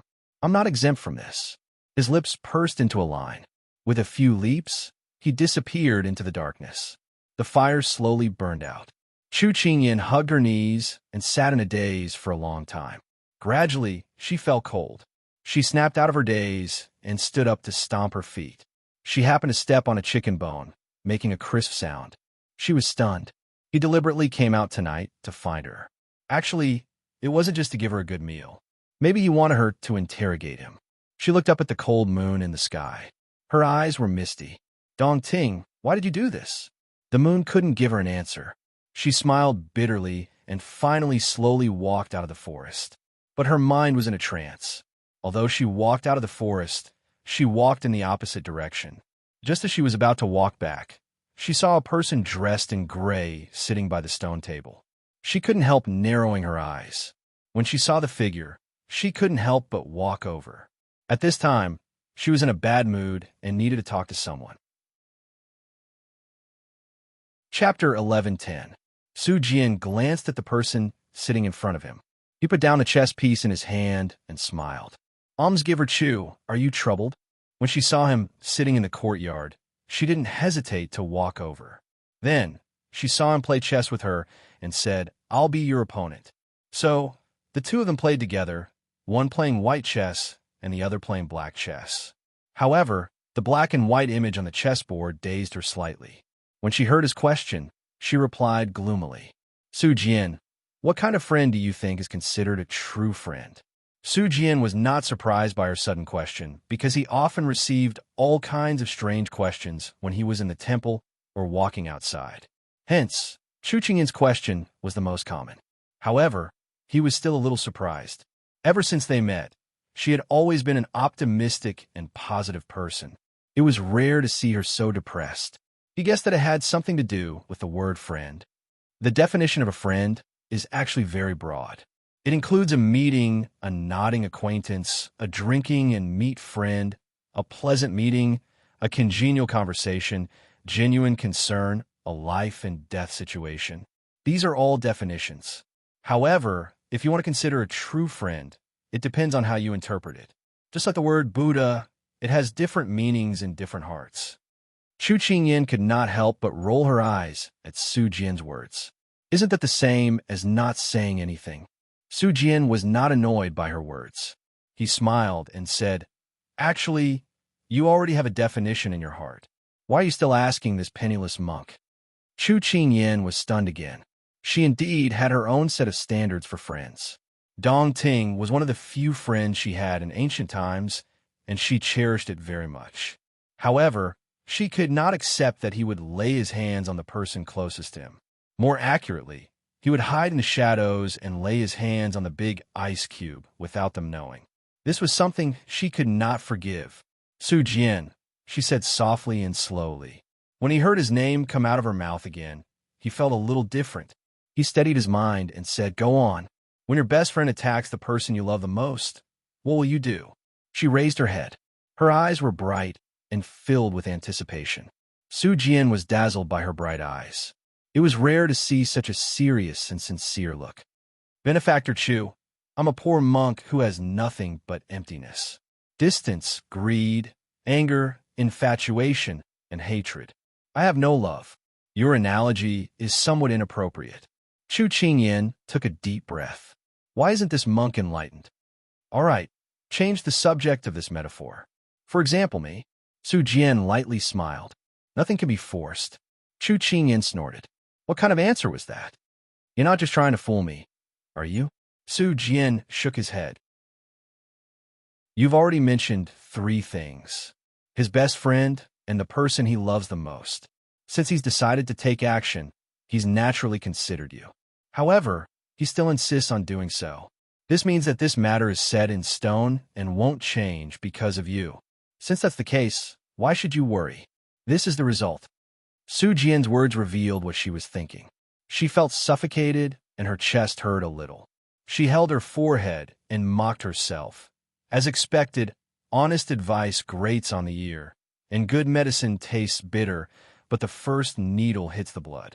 The truth is always so cruel and merciless. Originally, he had been worried for her, but after hearing her teasing words, although he was still a little disappointed, he was much better than before.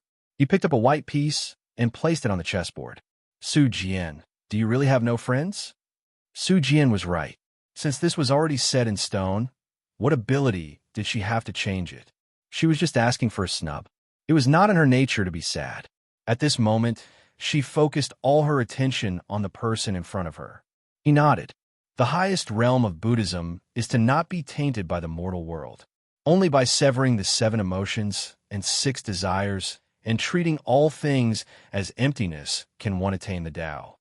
Hearing this, Chu Qingyan felt that living like this was meaningless. Don't you find life dull and boring? Don't you have anyone to complain to and have fun with? Su Jian shook his head. He did not think it was bad at all. This poor monk has already left the mortal world, so I don't feel depressed. A person's happiness, anger, sorrow, and joy are all summed up in the 8 hardships of life. Birth, old age, sickness, death, love, separation, resentment, longing, and unable to let go. Since I've already seen through it, why would there be loneliness and boredom when I've left it all behind? Although she respected Buddhism, she felt that it was a pity for such a good young man to be immersed in such a long and boring journey of seeking Buddhism. Su Jian, I think you're wrong. I think that the true Buddhism is to hide in the city and see through the mortal world but also hide in the mortal world and temper oneself in the mortal world. True knowledge comes from tempering oneself in the mortal world, just like how wine and meat pass through the intestines, but Buddha remains in the heart. Chu Qingyin's words made Su Jian feel that she was being unreasonable. Almsgiver Chu. She knew what he wanted to say, so she raised her hand to stop him. She continued, Su Jian, do you know what those who are ranked in the celestial class, who are ranked before Buddhism, need to do? Su Jian did not know what she was trying to say. They need to do one thing, and that is to experience the mortal world and experience greed, anger, stupidity, and hatred. They need to experience what you call the 8 hardships of life. Then, they need to be enlightened and cultivate to seek the Tao. The eyes of the person in front of her shone brighter than the stars in the sky. But more importantly, he fell into deep thought because of her words. Su Jian, if you haven't experienced life and death in the mortal world, if you can't let go of love, separation, and resentment, how can you see through the most complicated human heart? If you haven't experienced it, everything is like an armchair strategist. No matter how touching your Zen theory is, no matter how accurate your analysis is, you won't understand what kind of suffering the person you're trying to help has gone through. Buddha said that they came to deliver all living beings from suffering. How do they do that? In reality, all of you are just armchair strategists. She did not know why she suddenly had such a thought. After Chu Qingyin said it out loud, it was probably because she felt a little sad for him when he said that he had no friends. How could a person not have any friends in this world? Wouldn't that be too lonely? Had he damaged his brain from reading too many Buddhist scriptures? Su Jian was already a little confused by her string of words. These words were something he had never heard before. He subconsciously felt that it was her twisted logic again, but he also did not know how to refute it.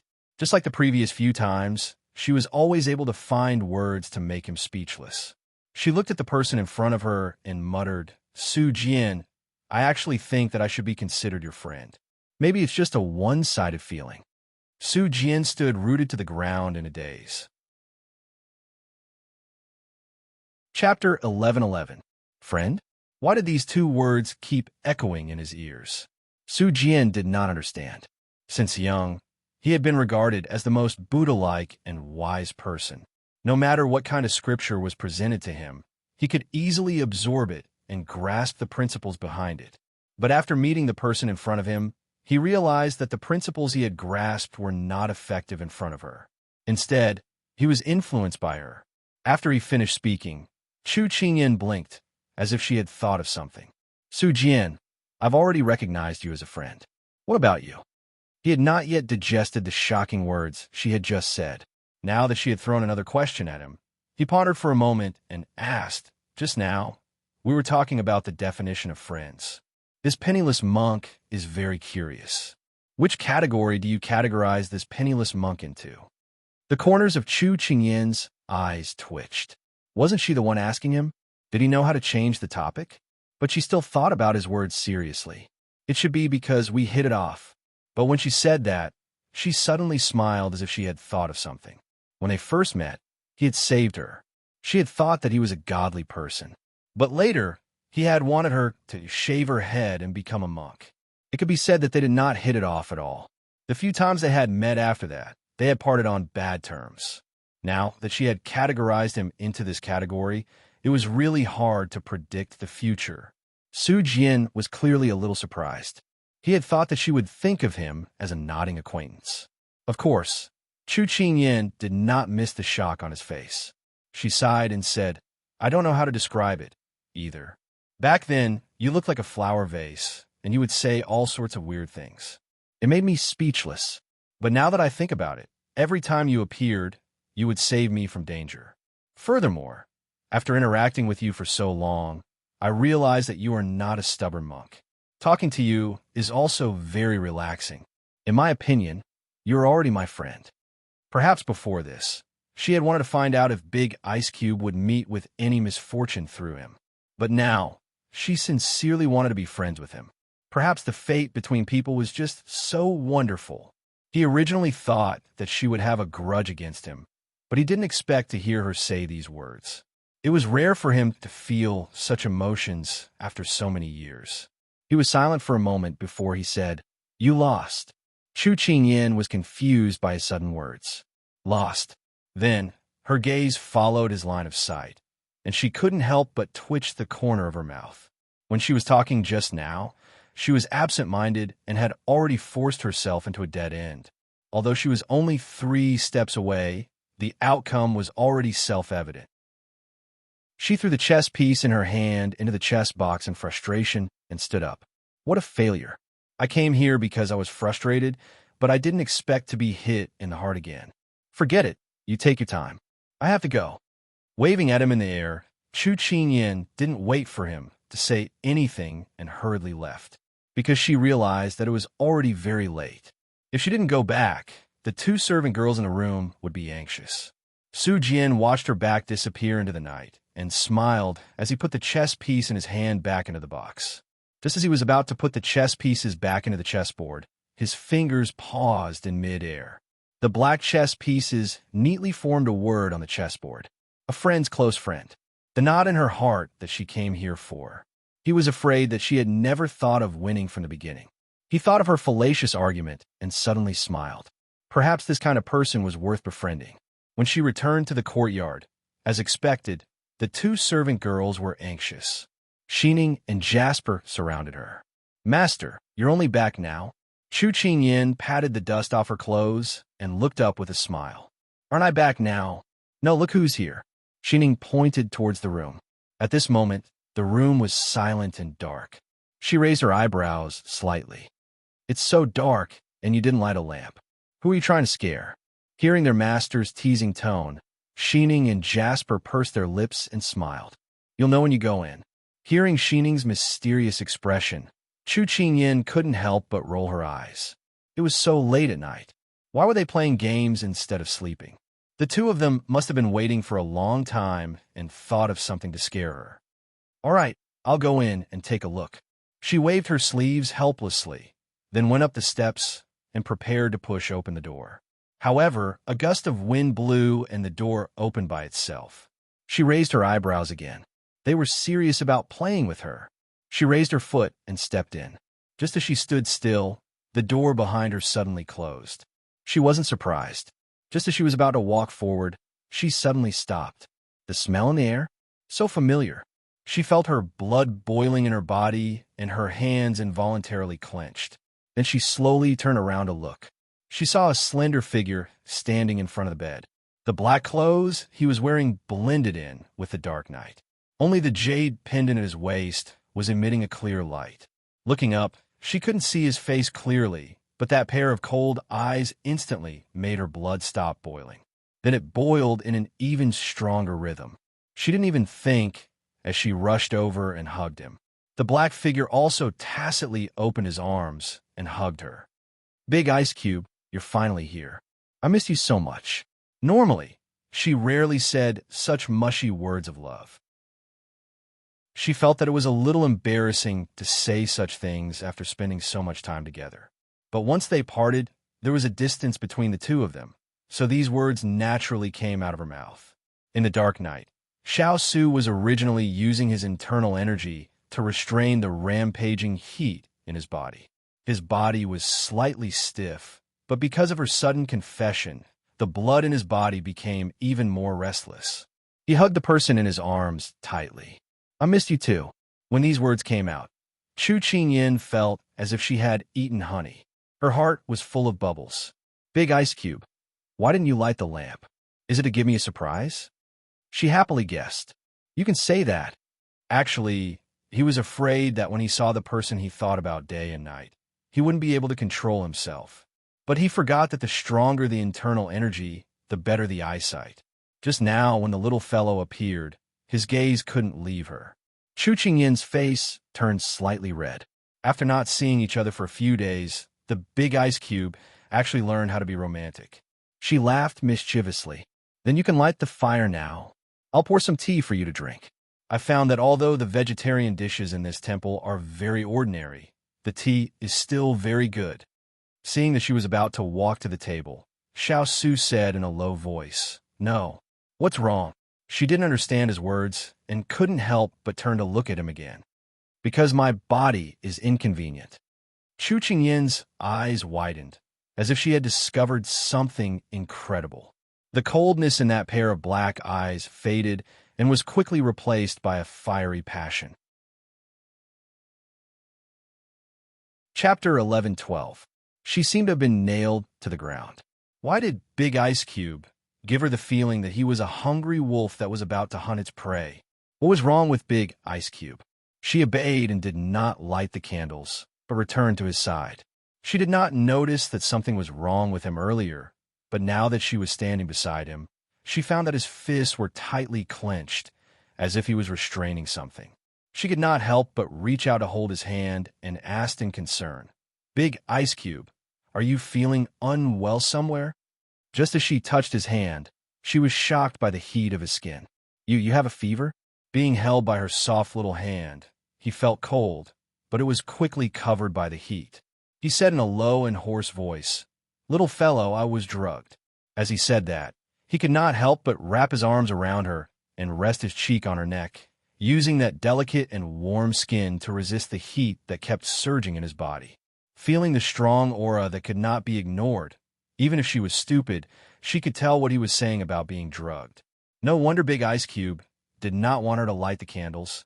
He did not want her to see him like this. When she thought of this, her stomach was filled with anger. Who the hell did it? But now was not the time to investigate this matter. The only thing she could do now was to get rid of the drug on Big Ice Cube's body. She did not know if it was because of the aura on his body, but her face inexplicably turned red. "Big Ice Cube, how should I help you?" Xiao Su heard the shy voice beside his ear, and he almost could not control himself. "I'll take you to a place." Chu Qingyin did not know where he was going, but she knew that this was a Buddhist place and it was not suitable for them to do anything. She grabbed her sleeves and nodded shyly. At this time, the window opened and Xiao Su held her waist, preparing to jump out. "Wait." She suddenly thought of something and turned to open the door. She said to the two maidservants guarding outside, "I have something to do. Don't let anyone know that I'm not here." Jasper and Sheening nodded in tacit understanding. In the blink of an eye, she was carried by the big ice block and shuttled through the sky above the temple. She turned around and saw that the temple was slowly disappearing from her sight. At this moment, she was following the big ice block halfway up the mountain. Because the two of them were so close together, she could feel his body tensing up and his breathing getting heavier. She pursed her lips. Big Ice Cube must be having a hard time holding it in. At this time, the two of them landed in a place overgrown with weeds. Xiao Su walked forward and pushed aside the weeds. Miraculously, a dark hole was revealed. Chu Qingyin's eyes widened. I found it by accident when I was hunting in the mountains. Come on in." As he spoke, Xiao Su lit a match, illuminating the path in the cave in an instant. She nodded and followed him. It was at this moment that she saw the redness on Big Ice Cube's face. Under the light, it was even more obvious. She gritted her teeth and made up her mind. After walking for a while, a pair of soft and boneless hands suddenly wrapped around his waist. They were like vines, but the vines didn't have any warmth and weren't as delicate. Because he was drugged, his senses were very sensitive. He could clearly feel that soft skin through her thin clothes. He lowered his head to look at the fair and tender hands and said with difficulty, "Ian, what are you doing?" Just as he finished speaking, she was already pressed against his back. The softness of her chest and his cold and hard back made him unable to see clearly. He could only feel that his body was being wrapped around. It was as if something had wormed its way into his heart. It was itchy and numb, making him want to turn around and ruthlessly squeeze the person behind him into his body. "Big Ice Cube, I see that you're having a hard time holding it in. My heart aches for you." Chu Qingyan buried her head in his back and said this softly and slowly. Unknowingly, she was already being honest with him and was willing to give herself to him. What was more irresistible than having one's sweetheart take the initiative? Words entered his ears and tormented his mind. His heart wavered. He held her wrist with one hand and prepared to turn around and embrace her. A gust of wind blew in, and the damp air made him sober up in an instant. He saw the scenery in front of him clearly. The cave was filled with strange rocks, and there wasn't even a decent bed. How could he take her in a place like this? It wasn't fair to the little fellow. He took a deep breath and resolutely pushed her away. While she was still in a daze, he stuffed the fire starter into her hand and left like the wind towards the depths of the cave. Chu Qingyan blinked as she looked at the empty cave and then looked at the fire starter in her hand. She was in disbelief.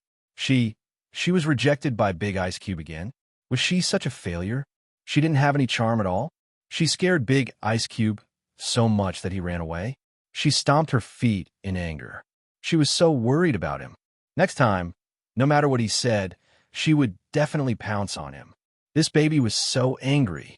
Although she was angry, she still walked towards the depths of the cave.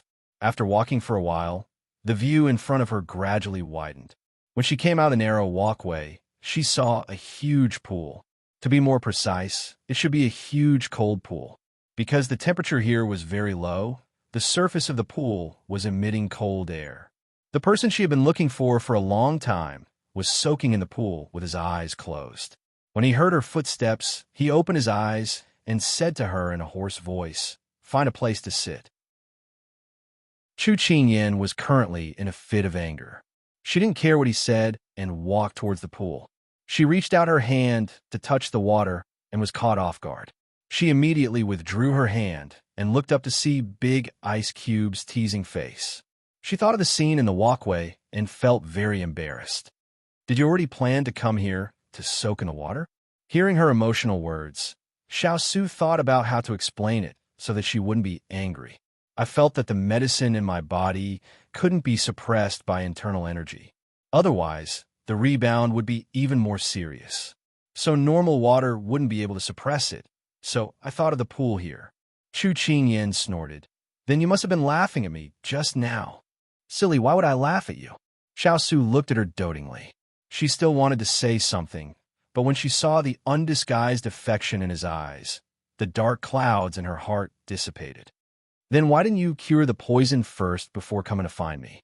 Isn't it bad for your body to endure it like this?" She was very puzzled. Xiao Su looked at her deeply. "Because I missed you. When I came to this mountain, I thought that you were here, so I couldn't suppress my longing. That's why I'm willing to endure more torture just to see you." These blunt words of love completely made up for her heart. She was happy in her heart, but her face was hot, and she was a little helpless. In the end, she stood up. "I'll go find some firewood to dry your clothes first." After saying that, she ran away. Xiao Su looked at her back and slowly curled the corners of his mouth. Chapter 11:13. There was nothing in the cave. She ran out to pick up some firewood and some wild fruits before carrying them back into the cave. She set up the firewood and helped him dry his clothes while secretly peeking at the person in the pond. Previously, Big Ice Cube was soaking with his clothes. Now that he handed his clothes to her, he was completely naked in the water. The cold pond was dark, and she couldn't see what was going on inside. However, as the fire burned brightly, the light that fell on the surface of the water slowly soaked into the pond. Although she couldn't see clearly, she couldn't help but cover her nose when she saw the bronze-colored 8-pack abs and the blood-spurting golden ratio. She muttered, "See no evil, see no evil."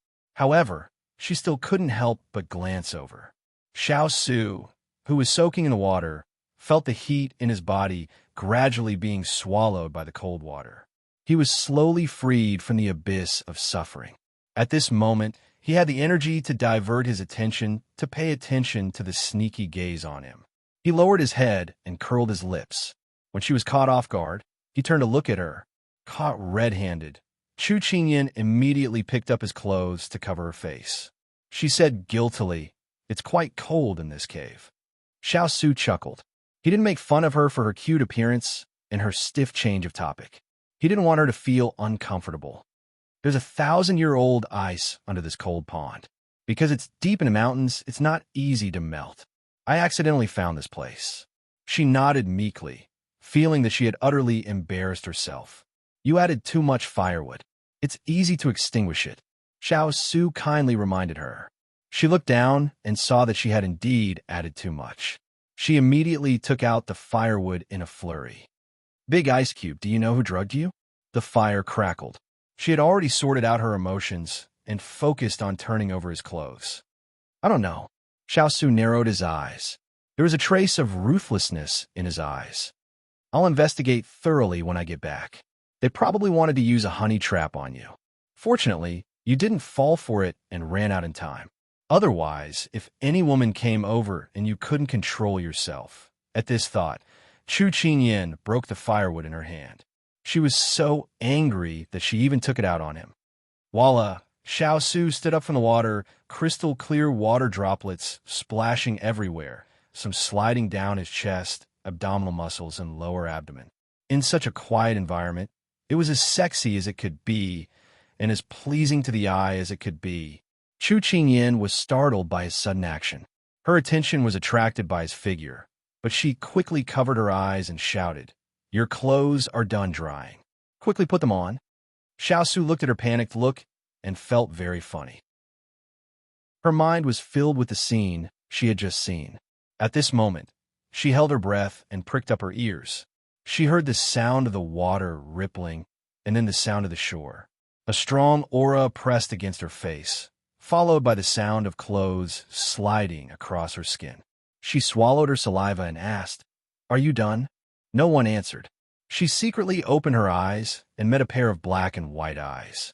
They were almost touching. I can even restrain you, let alone those unimportant people. Don't let your imagination run wild." He raised his hand and ruffled her hair. Then, under her stunned gaze, he contentedly tied his belt and tidied up his clothes. Big ice block, he was getting more and more black-bellied. She raised her hand to touch her hot face. Just now, when the big ice block bent down close to her, she accidentally saw his lean waist. She really wanted to reach out and poke his bouncy chest. Fortunately, her rationality prevailed. Otherwise, she would have embarrassed herself. Looking at the person who unscrupulously put on his clothes in front of her, Chu Qingyan raised her hand to cover her face. Where did the ice-cold big ice block from before go? Did she press some button and discover the magical function of the big ice block? How had you been these 2 days? He turned around and sat down in front of her, asking with a faint smile. It's all right. It's just that I can't stand the smell of oil. I think I should be able to achieve the effect of slimming down on this trip. There was no need to talk about the things that were difficult in the temple. She was not a child who tattled all day long. He was very clear about the things that the little fellow encountered in the temple. At this time, when he heard her say this, he sighed in his heart. She was still like this, reporting only the good news and not the bad. He pulled her into his embrace from behind. I'll have someone prepare some food for you. You won't have to suffer here. Also, I hope you can gain a bit more weight. His clothes were still warm from the drying, just now. When he touched her skin, it felt very warm. She found a comfortable position in his embrace and said with a smile, "Big ice block, do you know that no woman thinks she's thin? Fat people want to lose weight, and thin people also want to lose weight." Xiao Su reached out and pinched her face. After she grimaced, he let go. "Too thin. It doesn't feel fleshy when I hug you." Chu Qingyan froze. She heard something incredible. Pervert. Xiao Su calmly accepted it.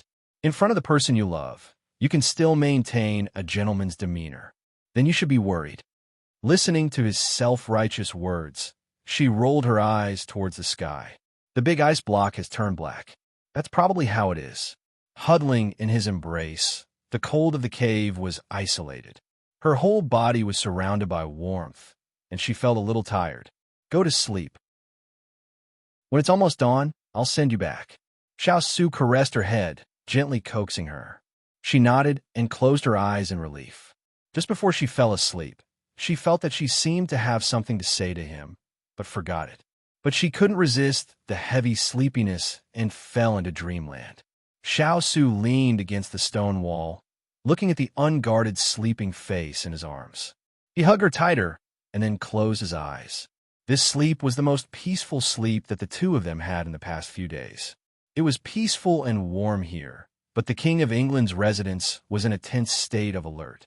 No one knew what had happened, so they were all anxiously waiting for dawn. Hong Yi slammed the table. She thought that Lord would return to his room soon, but she never thought that he would not come back. When she was about to go to the study to find him, the entire backyard was surrounded by people led by Huo Ling. If she wanted to go out, she would be noticed by them, so she could only stay in her room. But there was no need to think about it. Her actions must have been exposed. Only she never thought that when Lord realized there was a problem with his body, he didn't choose to find someone to relieve himself, but rather sent people to control everyone. She was really surprised. Could it be that Lord wanted to keep himself pure for Chu Qingyan? What a joke. But that medicine could not be cured by normal methods. Hong Yi was very curious. How did Lord withstand it? She was not worried about her identity being exposed at all, because she had already made careful arrangements. It was just that Lord did not fall for it. Chapter 11:14. At dawn, Chu Qingyan returned to the temple. What greeted her was the strange gazes of the two maidservants. "Xining, are your eyes twitching?" Xining snorted.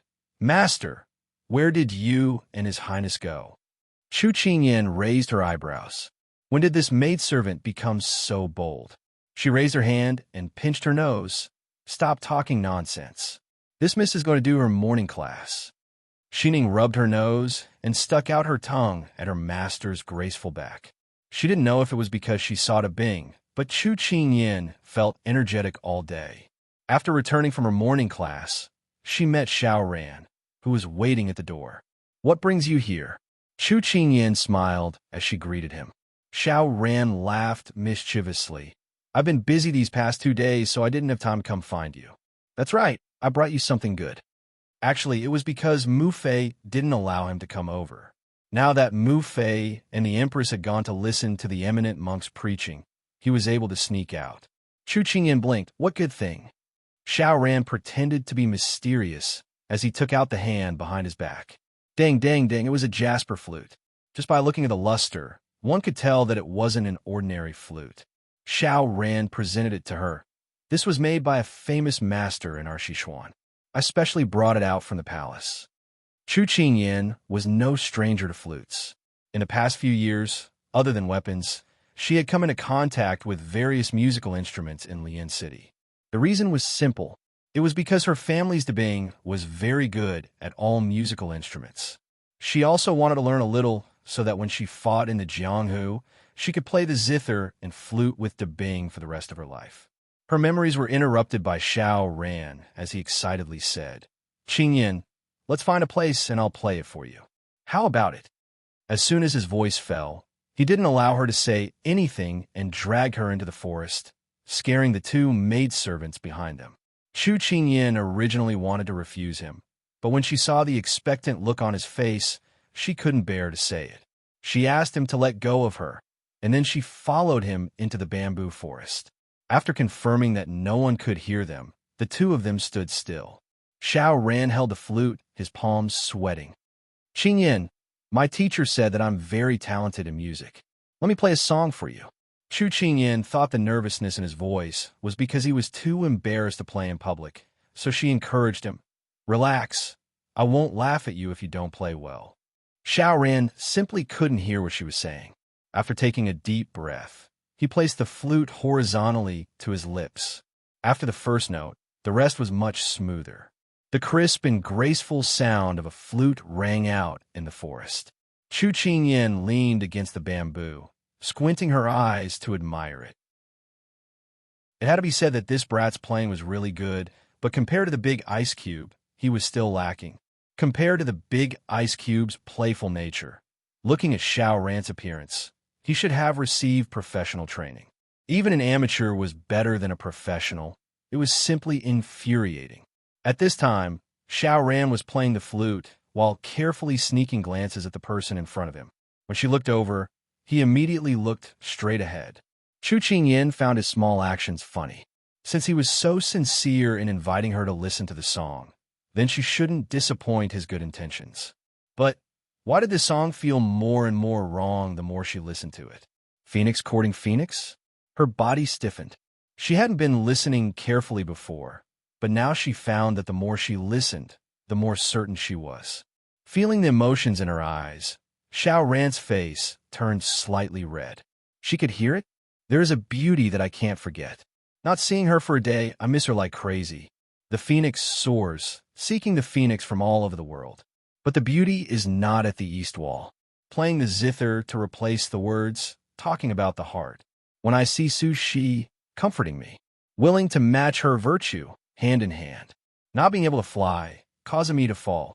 The crisp sound of the flute drifted in the green bamboo forest. It should have been a pleasant thing to listen to, but for Chu Qingyan, it was undoubtedly a shocking thunderbolt. Why didn't he play other songs, but this one? Her mind suddenly remembered the words that the person in the sleeve said to her before leaving. Could it be? Chu Qingyan's eyes widened in disbelief as she thought about what he had just done. It couldn't be. At this time, Xiao Ran didn't know what Chu Qingyan was thinking because she was purely moved by him. So she played the flute even more attentively. The phoenix returns to its hometown, roaming the four seas to seek the phoenix. Without meeting the phoenix, without a general, how can I comprehend today's rising hall? With a beautiful lady in the boudoir, the people in the room are poisonous to my heart. Our necks are crossed like mandarin ducks. The two of us fly together. The phoenix comes from my perch, getting the fruit to be my concubine forever. Friendship is harmonious. Who knows the person in the middle of the night? Both of my wings flipped over and flew high, without feeling the sorrow of my thoughts. Chu Qingyan couldn't stand still. She really wanted to find a place to hide right now, but she was afraid that it would hurt his self-esteem, so she hesitated. Unknowingly, the song was finished, but she didn't listen to the last part. Xiao Ran put down the flute and stood in front of her. He lowered his head and unnaturally asked in a soft voice, "Is it good?" In these 4 years, he grew up very quickly. He was now a head taller than her. When she wanted to listen to him, she had to look up at him. She only noticed this gap now. "It's good," she stammered. With Qingyan's affirmation, his eyes instantly lit up. He took a deep breath and then took a step forward to get closer to her. "Then what do you think of the song I played?" His approach made her involuntarily take a step back. The safe distance between strangers should be 3 steps, friends should be 2 steps, and only intimate lovers should be 1 step. Just now, Xiao Ran had already broken the distance between friends, which made her subconsciously want to avoid him. Xiao Ran didn't notice her silent rejection. At this time, he was more concerned about her answer. When I was in Jiangnan, I often heard this song being sung on the river. Men, women, old, and young all sang it. It's very catchy. I think you played it very well. She made up a story to reveal that she didn't think in that direction. Actually, she was also tactfully rejecting him. Xiaoran also knew about her in Jiangnan, but he didn't know what she was doing in Jiangnan. So it's like that. But do you know the meaning of this song? He was like a good student with a strong thirst for knowledge as he stared at her without blinking. The young man in front of her had already grown taller. His youthful face had already faded. Now he was handsome and tall. He had become the ideal husband that all the girls in the capital fought over. Why was her impression of him still stuck in the past? Was it because of this that he had misunderstood? Her mind was like a pile of paste at this time, being confessed to by a good friend. What was going on? Chapter 11:15. Chu Qingyan looked at Xiao Ran, whose face was flushed red but pretended to be calm.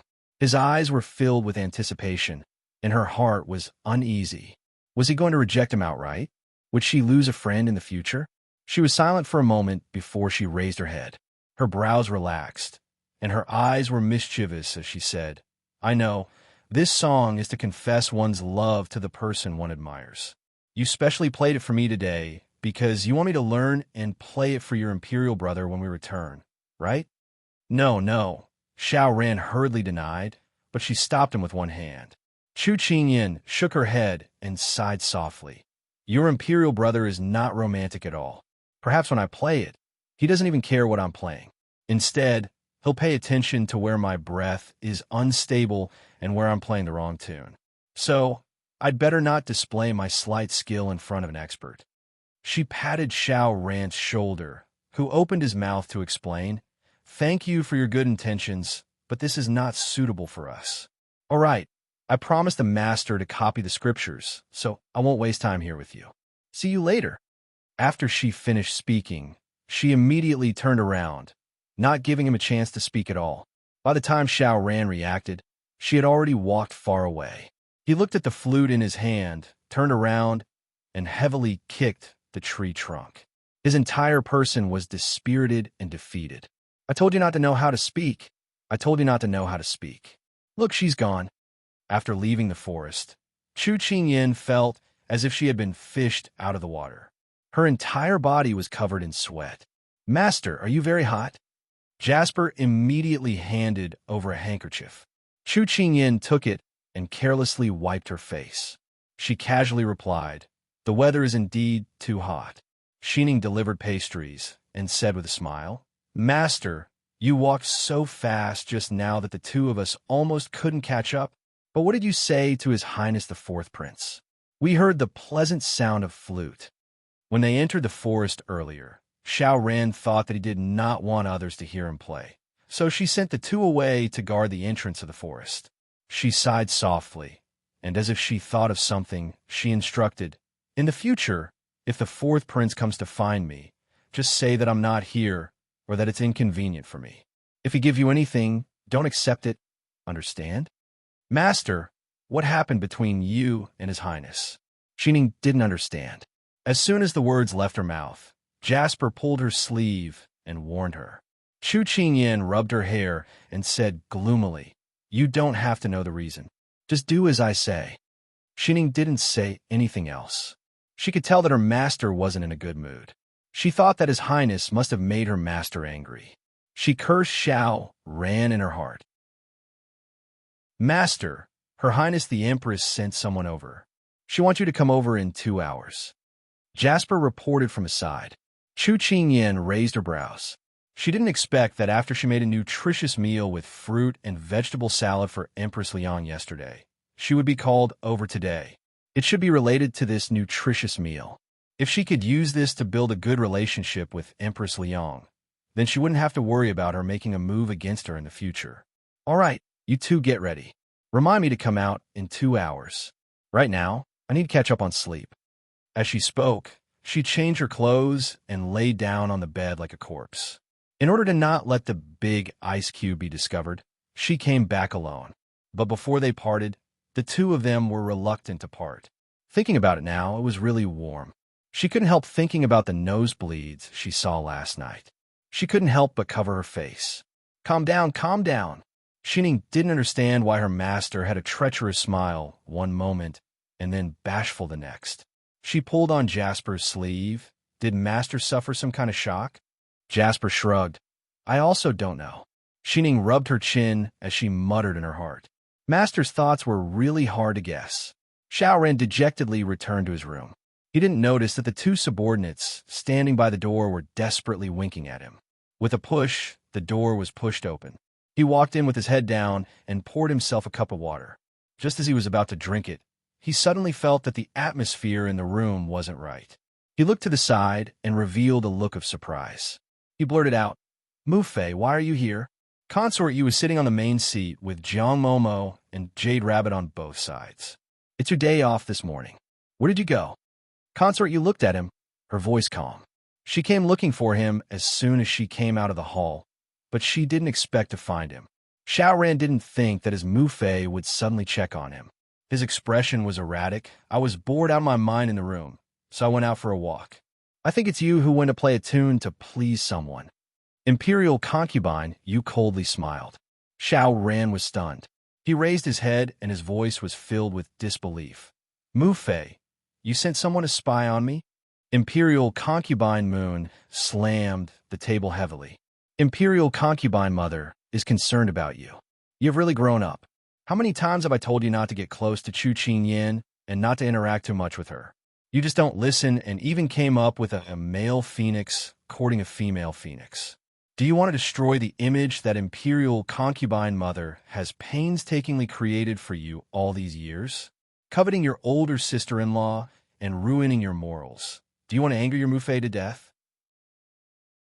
Mu Fei, Qingyan doesn't like Imperial older brother at all. If it wasn't for that Imperial edict, she wouldn't have wronged herself. Xiao clenched his fists as he angrily spoke. He wasn't just angry that his Mufei had sent someone to spy on him.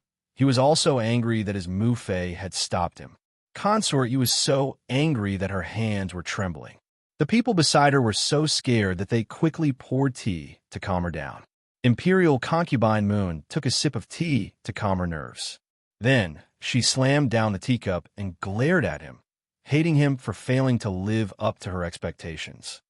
There's so many girls in the world, so why do you insist on hanging yourself on one?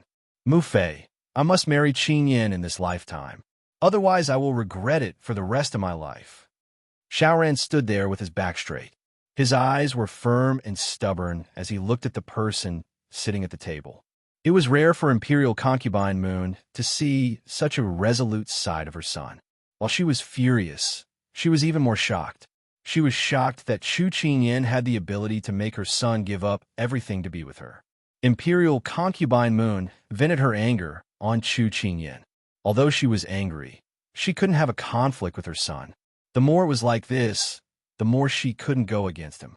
Otherwise, it would push things in a direction that couldn't be controlled. She suppressed her emotions. After calming her anger, she leaned back in her chair and revealed an expression that said everything could be discussed. Since you're so stubborn, as a parent, I can't let you suffer any grievances. Forget it, Mufei won't stop you. Xiao never thought that he would get this kind of result. His heart filled with joy. Is what Mufei said true? Of course, if Mufei doesn't love you, who will I love? But Imperial concubine Moon looked at him with an unfathomable gaze. You must listen to Imperial concubine Mother's wishes in everything. You cannot make your own decisions. You are just a hothead. Be careful not to scare her away. Xiao thought about what happened in the bamboo forest today and rubbed his head with a silly smile. Chapter 11:16. After returning to the palace, Xiao Su began a strict investigation, but he found nothing. Huang Yi, think about it again. Huoling stood in front of her and spoke with a serious expression. Huang Yi thought for a bit and shook her head. Yesterday was the time when the palace was purchasing ingredients. There were many people going in and out of the kitchen. I also don't know who touched the soup. Xiao Su sat at the head with a frown. He waved his hand to Huang Yi. You can leave first. Huang Yi nodded and then turned to leave the room. Turin walked in at this time and reported, Master, this subordinate has questioned everyone who went in and out of the kitchen and did not find anything suspicious. Huoling followed up, too hateful. This actually happened right under our noses, and we don't have any clues at all. Seeing Huoling's flustered appearance, Turin frowned and said to his master, Master, this subordinate feels that there is a traitor in the palace. Xiao Su raised his hand to rub his tired eyes. From the beginning of the palace until now, this king has not lived in the palace often. It is impossible to guard against someone planting spies in the palace. Then what do? Do we just watch as they stir up trouble right under our noses? Huoling was angry. Fortunately, it was not poison this time, otherwise their master might be in danger. Ethereal and the others were not here. If something bad happened, what should they do? The earth spirit patted him on the shoulder, telling him to calm down. Xiao Su raised his brows. This time, we've alerted the enemy, so the other side will not act so quickly. However, you must increase your vigilance and strictly inspect all the food in the kitchen. Pay special attention to the women in the inner courtyard. Increasing the patrols in the palace was for the little lass to come back in 2 days and eliminate the threat ahead of time. Turin and Huoling looked at each other. There was no doubt that the person who poisoned the soup was one of the maidservants in the courtyard. They hoped that it was a simple matter of wanting to become a phoenix and not a conspiracy. At this time, someone knocked on the door. Huoling walked in and said, It's probably Water Spirit. When he opened the door, it was indeed Water Spirit in disguise. She entered the door and bowed to her master. Then, she looked around at everyone and blinked. I heard that something happened in the manor last night. Is Master all right? How could anything happen to Master? Huoling snorted. It was clear that he was quite angry at the person who had drugged him. He then asked, Why did you come here today? Because the group of Southern Heaven's envoys was about to enter the city, the situation was a bit tense. Therefore, Master told Water Spirit that there was no need for her to run to both sides, and that she could directly send someone to send a message if there was any matter. Water Spirit put away the smile on her face, took a few steps forward, and said to her master, "It's like this. Recently, Pigeon Feather discovered that there are many Jianghu people of unknown origins around the right prime minister, so I ordered people to investigate. Today, I just got the results. These people are from a mysterious sect in Jianghu called the Moon Palace Sect. They once tried to assassinate you and were also seriously injured by you. Now that they are following the right prime minister, I am worried that they will harm us again." The Moon Palace Sect? This name was not unfamiliar to Xiao Su, because one of the little fellow's friends was the young palace master of the Moon Palace Sect, Higashio Motetsu. He thought of the 3-year agreement, and also thought of the surprise and joy the little fellow had after reuniting with Higashio Motetsu in Jiangnan. He wondered how the little fellow would feel if he knew that the Moon Palace Sect was loyal to Consort Yu's faction. He did not want the little fellow to be sad because of his friends again. According to what Water Spirit said, what happened back then makes sense. I was wondering why so many assassins wanted to kill us. So it was Consort Yu who was causing trouble behind the scenes. Hualing slammed the table heavily, full of anger. Turin spoke, his voice filled with worry. "Master, if the one standing behind the Moon Palace Sect is Consort Yu's right prime minister, and they have been gathering experts these past few years to persuade the court officials, this subordinate feels that this is very disadvantageous for us." Xiao Su felt that the appetite of Consort Yu's faction was getting bigger and bigger. He was silent for a while before saying, "Water Spirit, continue to follow the Moon Palace Sect. See what they are doing for the right prime minister. We need to know ourselves as well as the enemy. Hualing, contact with Spirit. This king needs to know how much progress has been made in Fuli Mountain." Water Spirit and Hualing accepted the order. Xiao Ho continued, "You don't need to worry too much. My imperial father is very smart. He will not allow anyone to stretch their hands too far. Pay close attention to the right prime minister's side. If there is anything that can be used, make some movements. When the time comes, we don't need to do anything. My imperial father will handle it himself." For a long time, as an emperor, what he did not want to see the most was for his subjects to overshadow the emperor, or for their appetite to be too big and not be able to abide by their duties. The three nodded. Turin stepped forward and said, "Master, there is one more thing. Chu eldest master and Chu eldest madam will arrive in the capital tomorrow. This subordinate has already arranged for people to pick them up." Xiao Su nodded, his brows relaxing slightly. "Order the stewards and servants to be on high alert. Treat them well and don't let them suffer any grievances. Otherwise, this king will not let them off easily." The three looked at each other. As expected, he loved the house and its crow. Even a young princess consort's parents were taken care of like this. In the past, it was very rare for the lord to give such special orders. Even if the empress personally came to the Wang Fu, she would not receive such treatment. After leaving the room, Hualing and the other two walked together. "Say, how did Master get the antidote last night?" Hualing had been holding it in and did not dare to ask. Now that Master's strong aura was gone, she finally spilled it out. Turin did not answer and looked at Water Spirit. Water Spirit laughed. Pigeon Feather reported last night that she saw Master's figure in Hugwa Temple. She did not say what you sure wanted to say, but everyone understood tacitly. As expected. "When do you think we'll have a little Master?" Hualing asked in anticipation. "It should be soon," Shui Ling said with a sneaky smile. So the three of them smiled and went to do their own things. Hualing laughed. Master's self-control was too strong, being able to endure until they went to Hugwa Temple. As she thought about it, she suddenly saw a person walk out from the corner. Hong Yi. Sir Hualing. Hong Yi did not expect to meet him as she bowed with a smile. Hualing nodded at her and prepared to leave. "Sir Hualing, I heard that Lord wasn't feeling well last night, so someone came to ask us what we did yesterday." "What happened?" Hong Yi asked with a worried expression. "Don't ask about things you shouldn't know." Just abide by your duties. Ever since Hong Yi secretly bullied the young princess consort, Hua Ling did not like her. After saying this, he left. Hong Yi watched his back as he left.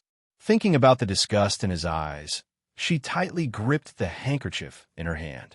For a long time, she had been the most respected person in the inner courtyard. It was all Chu Qingyin's fault. If it wasn't for her appearance, how could everyone stay away from her? Chu Qingyin, just you wait. You and I cannot live under the same sky. Chapter 11:17. After several days of chanting, Chu Qingyin felt that as long as she shaved her head, she would become a member of Buddhism. Now, she would say Amit Ba every time she opened her mouth, Amit Ba every time she closed her mouth. Fortunately, she could finally be liberated. These few days could be described as an abyss of suffering. Not only did she have to take care of Empress Liang's precious stomach, but she also had to teach the madams and misses of officials about makeup. She also had to watch the women's intrigue. If they were accidentally ignited, she also had to know how to put out the fire. In fact, there are also those love rivals who always wanted to step on her. She thought back to how she was able to leave the mountain safely and steadily. She really burned incense to thank the gods. Master, we have to go back and eat well. Look at how thin you have become. Xining pitifully looked at her master from the side. Chu Qingyin faintly sighed. After staying in Hugua Temple for a period of time, she felt that she was about to grow into a vegetable. She hoped that when they returned, the big ice cube would still be able to recognize her emaciated face. After the honest talk with Dong Ting that night, he never appeared again. After asking a few guards indirectly, she found out that he had already left. When she received the news, she suddenly felt a sense of loss. As for Xiao Ran, ever since that day when he played the song, she was still on guard against him appearing again. But strangely, he never took the initiative to look for her again. Even if he accidentally bumped into her, he didn't stay for long and left. She thought that maybe he was too busy to care about her. But this was also good. She didn't have to bring up the old matter again. However, so many things had happened in just a few days. The reunion of old friends, the sudden confession of friends, the battle of wits and courage with those with bad intentions. She felt that these experiences could be written into a book. Sitting in the carriage, Chu Qingyin looked back at the temple that was gradually getting farther and farther away. She sighed again and then remembered the scene when she met with Su Jian before she left. At that time, Jasper Xining was packing her luggage in the room. When she walked out of the door, she saw Su Jian standing in the courtyard. "Why are you here?" This place was where believers lived, so there was only one answer. He came to find her. As expected, "I heard that you're leaving today." Su Jian looked at her and smiled faintly. Chu Qingyin smiled. "Yeah, I've been so busy these past few days praying for blessings, chanting scriptures, and copying scriptures. I didn't realize that time had passed so quickly." Su Jian took a few steps forward and stopped when he was 2 steps away from her. His expression was as emotionless as usual, but his eyes were focused on her. Seeing that he seemed to have something to say, she couldn't help but straighten her back slightly. Her expression also became serious, but her tone still carried a hint of ridicule. "What? You have something to tell me? No matter what happens in the future, remember to keep a calm heart and not be arrogant or rash." As Su Jian spoke, he suddenly felt that he was a little strange. Did he come here just to say these things to her? It didn't seem like his usual way of doing things. Chu Qingyin pursed her lips. For a senior monk like him, every word he said should have a hidden meaning. She silently noted it down. At this moment, a guard came over to say that they could set off. After sending him away, she raised her head and gave Su Jian a sincere smile. "Thank you for your kind intentions, but we have to go.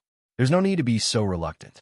It's only a day's journey from here to the capital by carriage, and your martial arts are so high. Your Qigong will only take 2 to 4 hours. Goodbye. I'll go when I have time." Su Jian didn't know why he agreed. The 2 maidservants had already walked out with their bags. Chu Qingyin waved at him and then left with the others. Chu Qingyin stopped reminiscing about the past, and she suddenly realized something amidst her daze.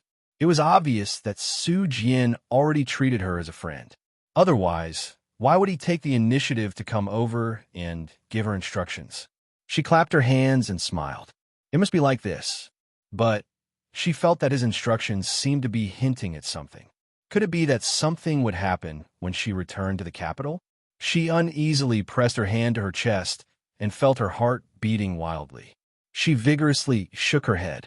Impossible, what could happen? She shouldn't scare herself. Once they entered the capital, they all returned home. By the time Chu Qingyin's carriage appeared at the end of the road, it was already evening. Master, it's our prince's carriage. The young princess consort has returned. Hualing looked from afar. His eyes focused, and he immediately raised his arms to shout.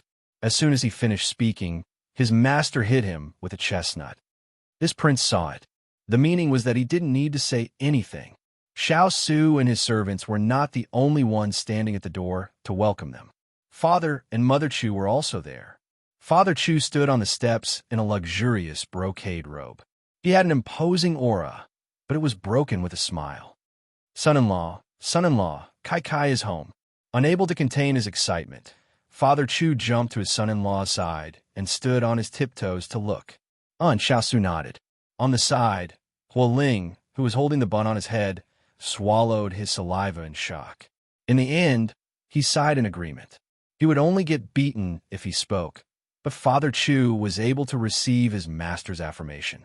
It really was different people receiving different treatment. AI. Turin was already used to this. Compared to the young princess consort's father, he might as well hit his head against the wall. The sound of the horse's hooves gradually came closer until it finally stopped at the door. Chu Qingyan was awakened from her sleep by two maidservants. When she learned that they were home, she immediately woke up and prepared to jump out of the carriage. However, someone was faster than her and lifted the curtain. Kai Kai, you're back. An incomparably familiar face suddenly appeared in front of her eyes. Father, you're back. As expected, people of different families were bound to enter the same house. Each voice was louder than the last. Chu Qingyan threw herself over with tears in her eyes. Chu Machin's father happily took her and chuckled. My dear daughter, you've gained weight again. Father almost can't carry you anymore. Chu Qingyan's lips twitched when she heard this. Father, I've almost turned into dried vegetables these past 2 days. You're actually insulting me like this. It's a critical hit. On the side, Mother Chu smiled and said, Child's father, don't say that to your child. She's already so big. Give her some face. Father Chu had always followed his wife's orders. When he heard this, he immediately stood up and said, Your mother is right. You've almost turned into dried vegetables. Later, I'll have the kitchen make more delicious food for you. I'll make sure you gain back all that meat. Chu Qingyan looked at her father, who changed his expression faster than flipping through a book and continued to twitch her lips. Father, Mother, were you all right on your journey? She asked with concern. Father Chu clapped his hands. All right, of course we were all right.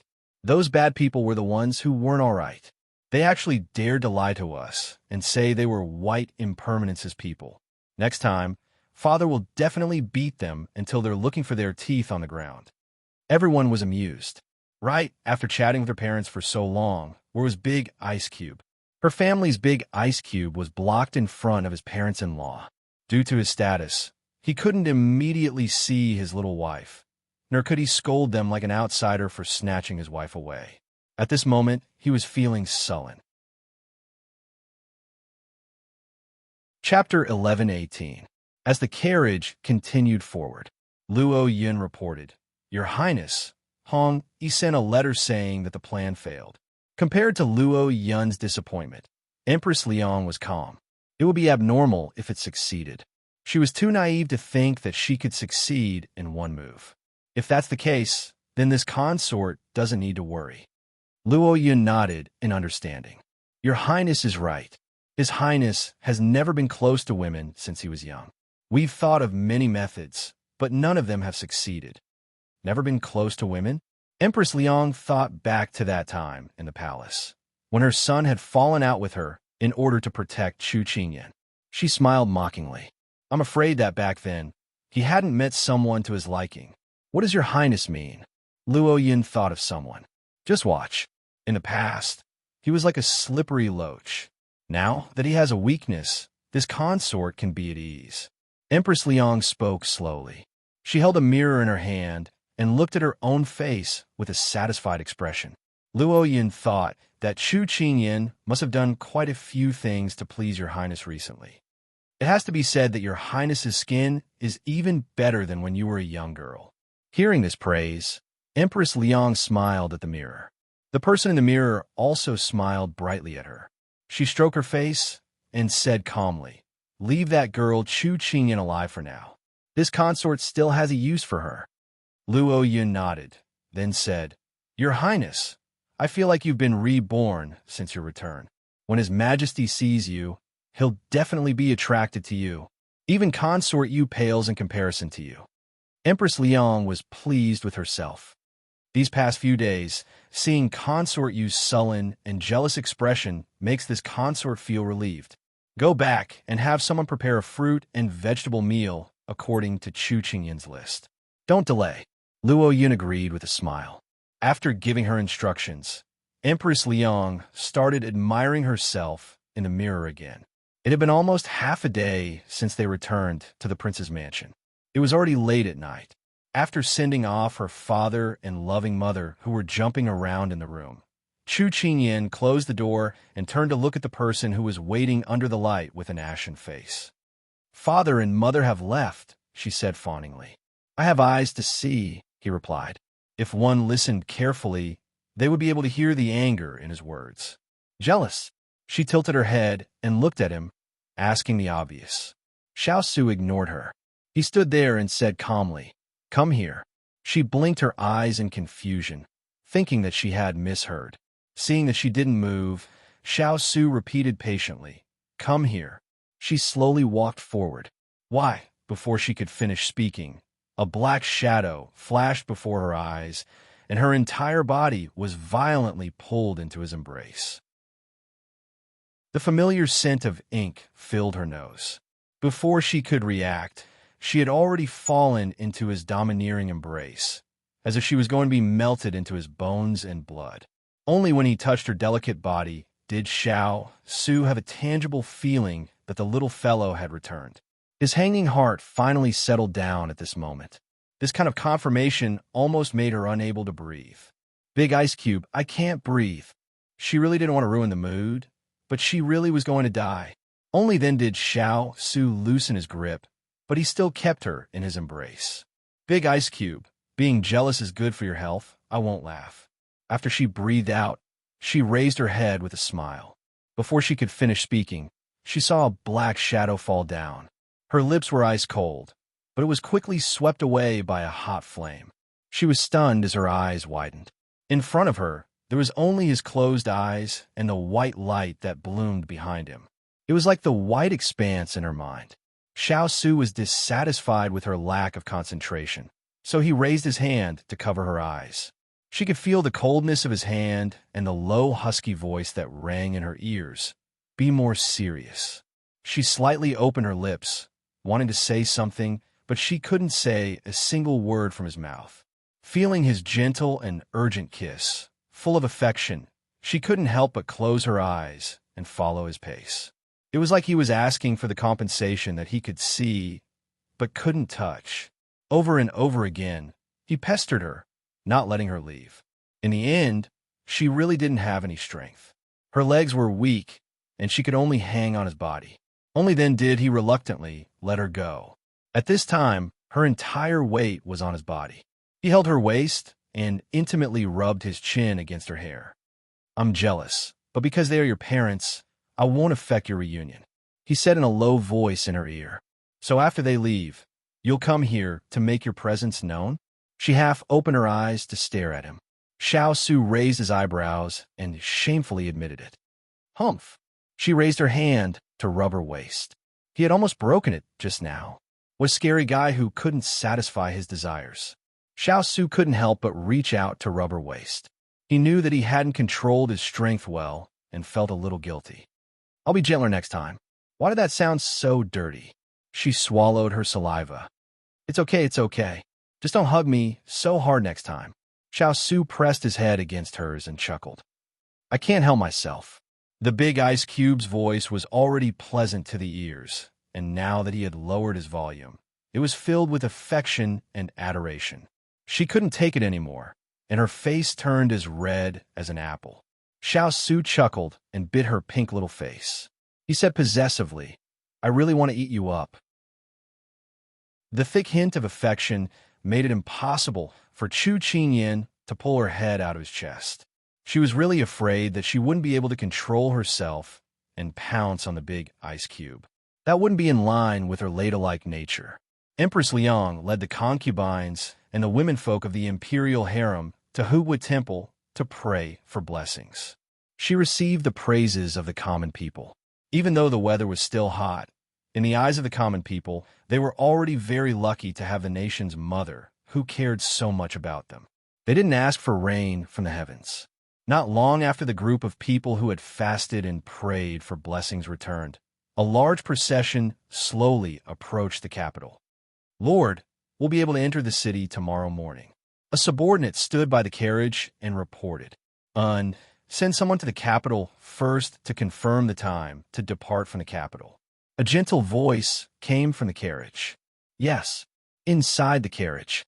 Pang Zhijing propped up her chin and rolled her eyes at the calm person in front of her. Putting on an act, hypocrite. If the princess is dissatisfied with Ben Wang, you can say it. Xiao didn't even look at her and guessed her thoughts.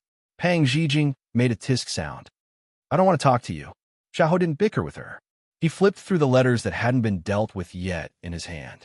The person who said that she didn't want to talk to others still couldn't resist her curiosity. What are you looking at?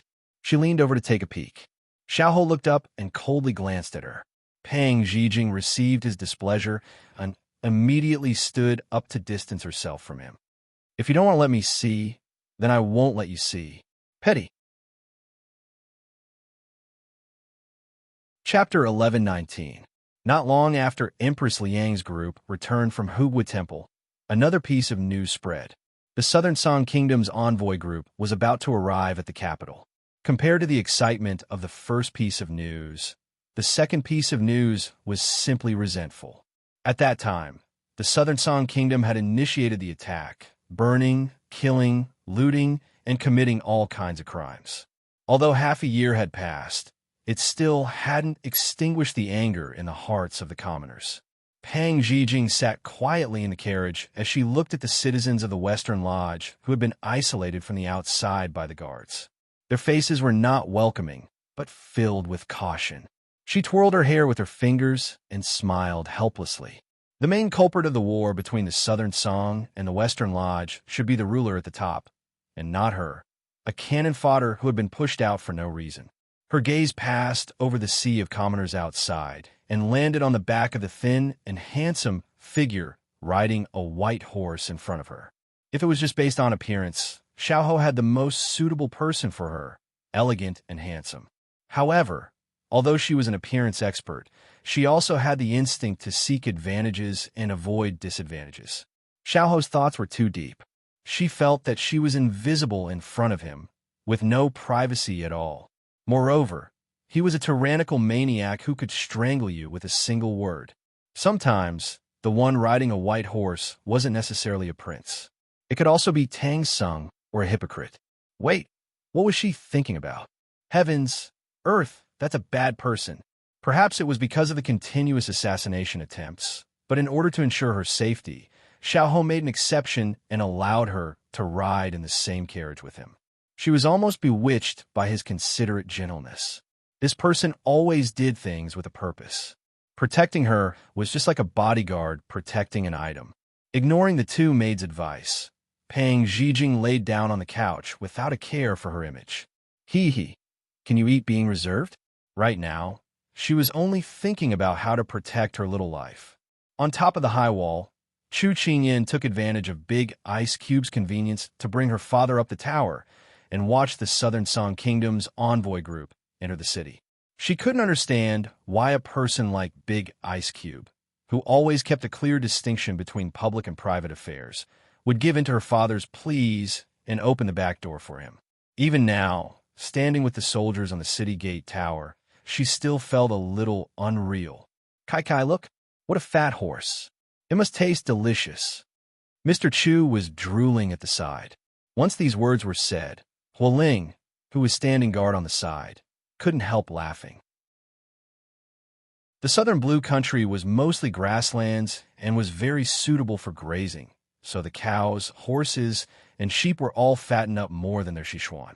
Dad, didn't you say you wanted to watch the fun? Chu Qingyin smiled. Chu Qiyin's father's attention immediately shifted from the black horses to the troops with the loud gongs and drums. His line of sight shifted to the tall and burly vanguard soldiers of the Southern Song Empire, who were walking at the front. Following which, he pouted and said, Kai, these people are so dark. Do they never wash their faces? Pahaha. Hualing couldn't take it anymore. He hugged his stomach and laughed until he couldn't straighten his back. Chu Qingyin couldn't help but laugh. She really wanted to explain to her father that this wasn't the reason. However, seeing that her father was no longer paying attention to this and was looking elsewhere, she stopped thinking about it. Kai, look, the man riding the white horse is quite handsome. There's even a carriage following behind him. Is that his bride? Mr. Chu blinked his eyes and said, Dad seems to remember that this was how he married Dan Yang back then. His words were filled with pride. Chu Qingyin was very surprised by her father's strange imagination. However, when her gaze landed on Xiao Ho, she couldn't help but narrow her eyes. It's him, the prince who is secretly harboring evil intentions. That's the third prince, Xiao Ho. The carriage following behind him is the princess that the southern blue country sent this time. As she explained, Chu Qingyin suddenly thought of a very important matter. She heard that this princess was about the same age as her. The princes that were suitable for her to marry were only 4. With the big ice blocks grudge with the southern blue country, he shouldn't fall for it, right? She comforted herself. Does the marriage for the sake of peace mean marriage? Mr. Chu looked at his daughter with eager eyes. Chu Qingyin dispelled the confusion in her heart and nodded with a smile. Then you and the inverted scallion, when are you getting married? Dad wants to hold a cute granddaughter. Mr. Chu looked at her with sparkling eyes. Chu Qingyin subconsciously corrected him. It's a grandson. As soon as she said that, her face turned red. Dad, what are you saying? You're not allowed to escape, not allowed to be perfunctory, and not allowed to be silent. Mr. Chu harumphed. Chu Qingyin choked on her father's words. Mr. Chu took out the aura of an elder and cleared his throat. Kai, you can't drag this out any longer. Otherwise, when Dad's hair turns white, I won't be able to hold a grandson. Hualing, whose ears stood up on the side, interjected, It's a grandson. After saying that, he shrank back to being invisible. Her face turned red. It was fine if Dad wanted to force a marriage, but Hualing and the others heard it. This was too embarrassing. She stomped her feet. Dad, you should ask your son-in-law about this. Seeing his daughter's delicate appearance, Mr. Chu wasn't a fool at this crucial moment. That's reasonable. If the inverted scallion doesn't marry you quickly, I'll pinch his ears. Hualing felt that this scene was too beautiful to imagine. Chu Qingyin pretended to be serious as she looked at the guards of honor below. However, her heart was in turmoil. There were some things that she could not say to her father. Actually, Big Ice Cube had told her before that they would get married after the two empires officially came to an agreement. She thought about it and realized that it would be a month later. It should be soon. Soon, the Southern Heavens envoys arrived outside the palace. Under the guidance of the ministers, they entered the throne room. Be smart later. If you meet someone you don't know how to answer, just maintain a smile. Naturally, someone will answer for you. Xiao Ho was the person in charge of escorting the envoys, so he was naturally the leader. He was currently standing beside Pang Zhijing as he seriously instructed her in a low voice. Pang Zhijing curled her lips, but she still replied against her will.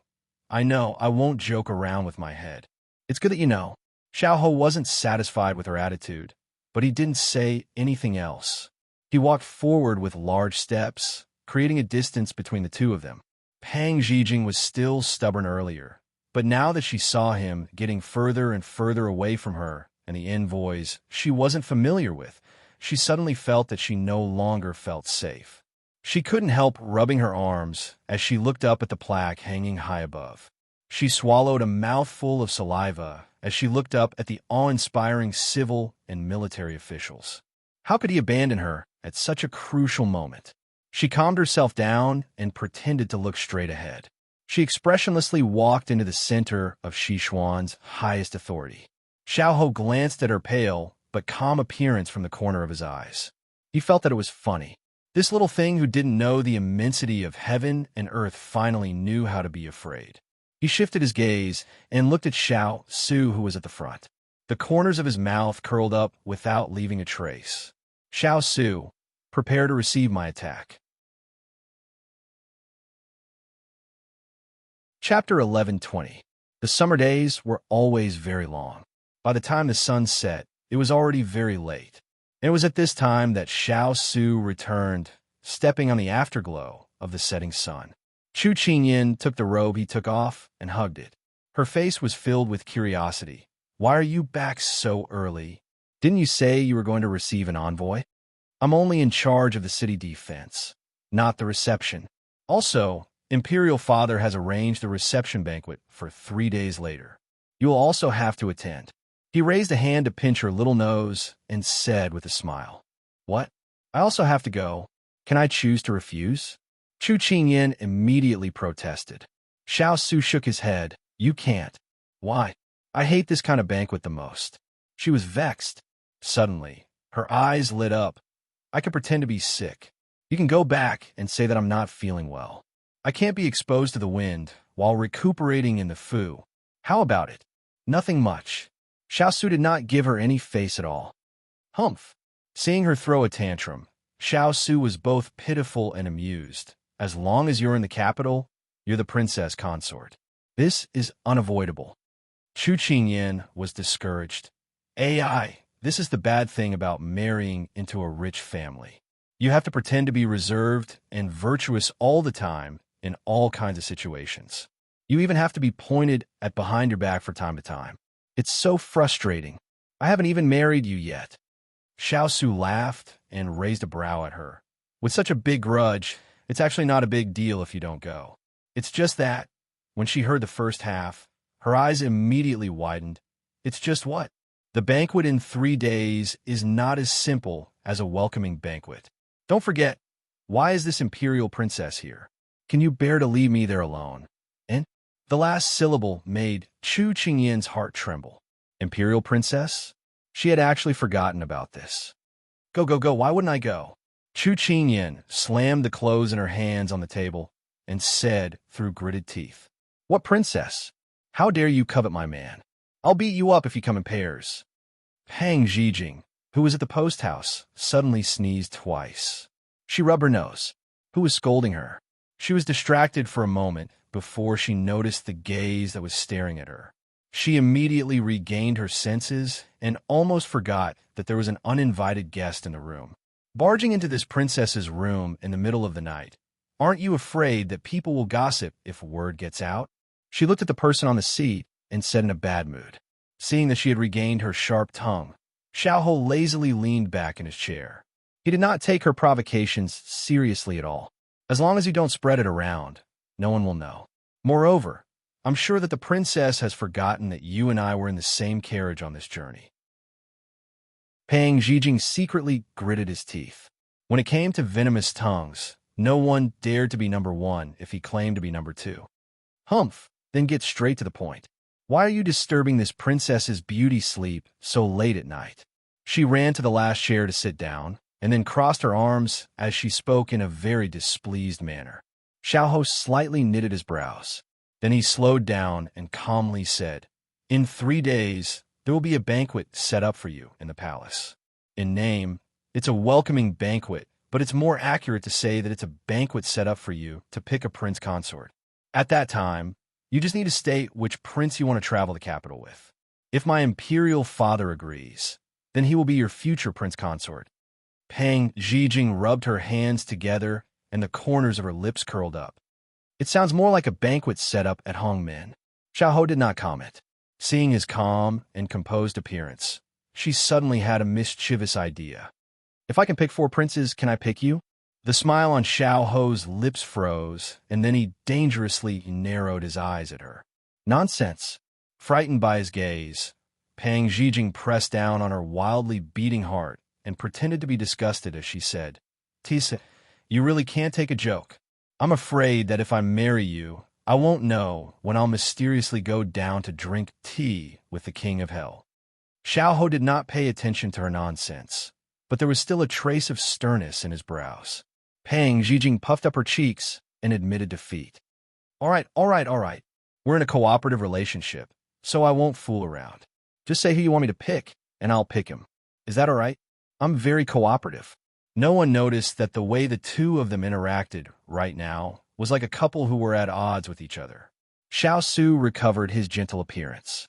He looked in her eyes and said a name, the King of England, Xiao Su. That lord with the ice-cold mask. Today in the royal court, she had a particularly deep impression of this person because that mask was too eye-catching. Moreover, his entire body was like a piece of iron. If it wasn't for that mask, she felt that she could have seen the words "strangers do not approach" written on his face. She stood up and circled around the chair, indignantly saying, I remember that he's the undefeated god of war who defeated Nan Song. You actually want me to pick him. When the time comes, won't he break my neck on the spot? You have an opinion? But even if you have an opinion, you can only pretend that you don't have an opinion. Seeing her flustered and uneasy, stomping her feet and muttering, Xiao Ho spread his hands and blocked all of her words of protest. Xiao Ho, you're really too. She was just about to point at his nose and scold him, but unexpectedly, in the blink of an eye, the person who was sitting on the chair suddenly appeared in front of her. Teleportation? You really are too handsome. She swallowed a mouthful of saliva and chuckled. Her heart was filled with fear, and she only wanted him to quickly leave her. Seeing him slowly approach her, she could only lean back. Her waist couldn't take it, and her entire body fell into the chair, but the person in front of her still did not let her go. When there was only a thin sheet of paper between them, his lips curled as he coldly said, Don't think that this king can't control you just because you're in the capital. Your every move is under this king's eyes. Put away your pitiful and arrogant thoughts. As long as you dare to run, the first thing that will be your neck being broken will be your legs being cut off. If you don't believe me, you can try it. After saying this, Xiao Ho stood up as if nothing had happened. He no longer looked at her as he turned around and jumped out the window. The wind blew in and ruffled the gauze. The gauze fluttered in front of her eyes, but at this time, Pang Zhijing was in a daze as she placed her hand over her heart. Her expression went from sluggish to confused to shocked, and finally exploded. God damn, when this hypocrite approached, she actually felt her heart fiercely beating. He was clearly threatening her. Could it be that she had already become immune to his warnings every 2 to 3 days? This was too terrifying. She jumped out of the chair with a face full of tears. It's over. Water must have entered her brain. No. It must be that she had no resistance against beautiful men. After finishing this job, she had to leave this place as soon as possible. Otherwise, if she didn't take her medicine, she would report to hell. Saving her life was more important.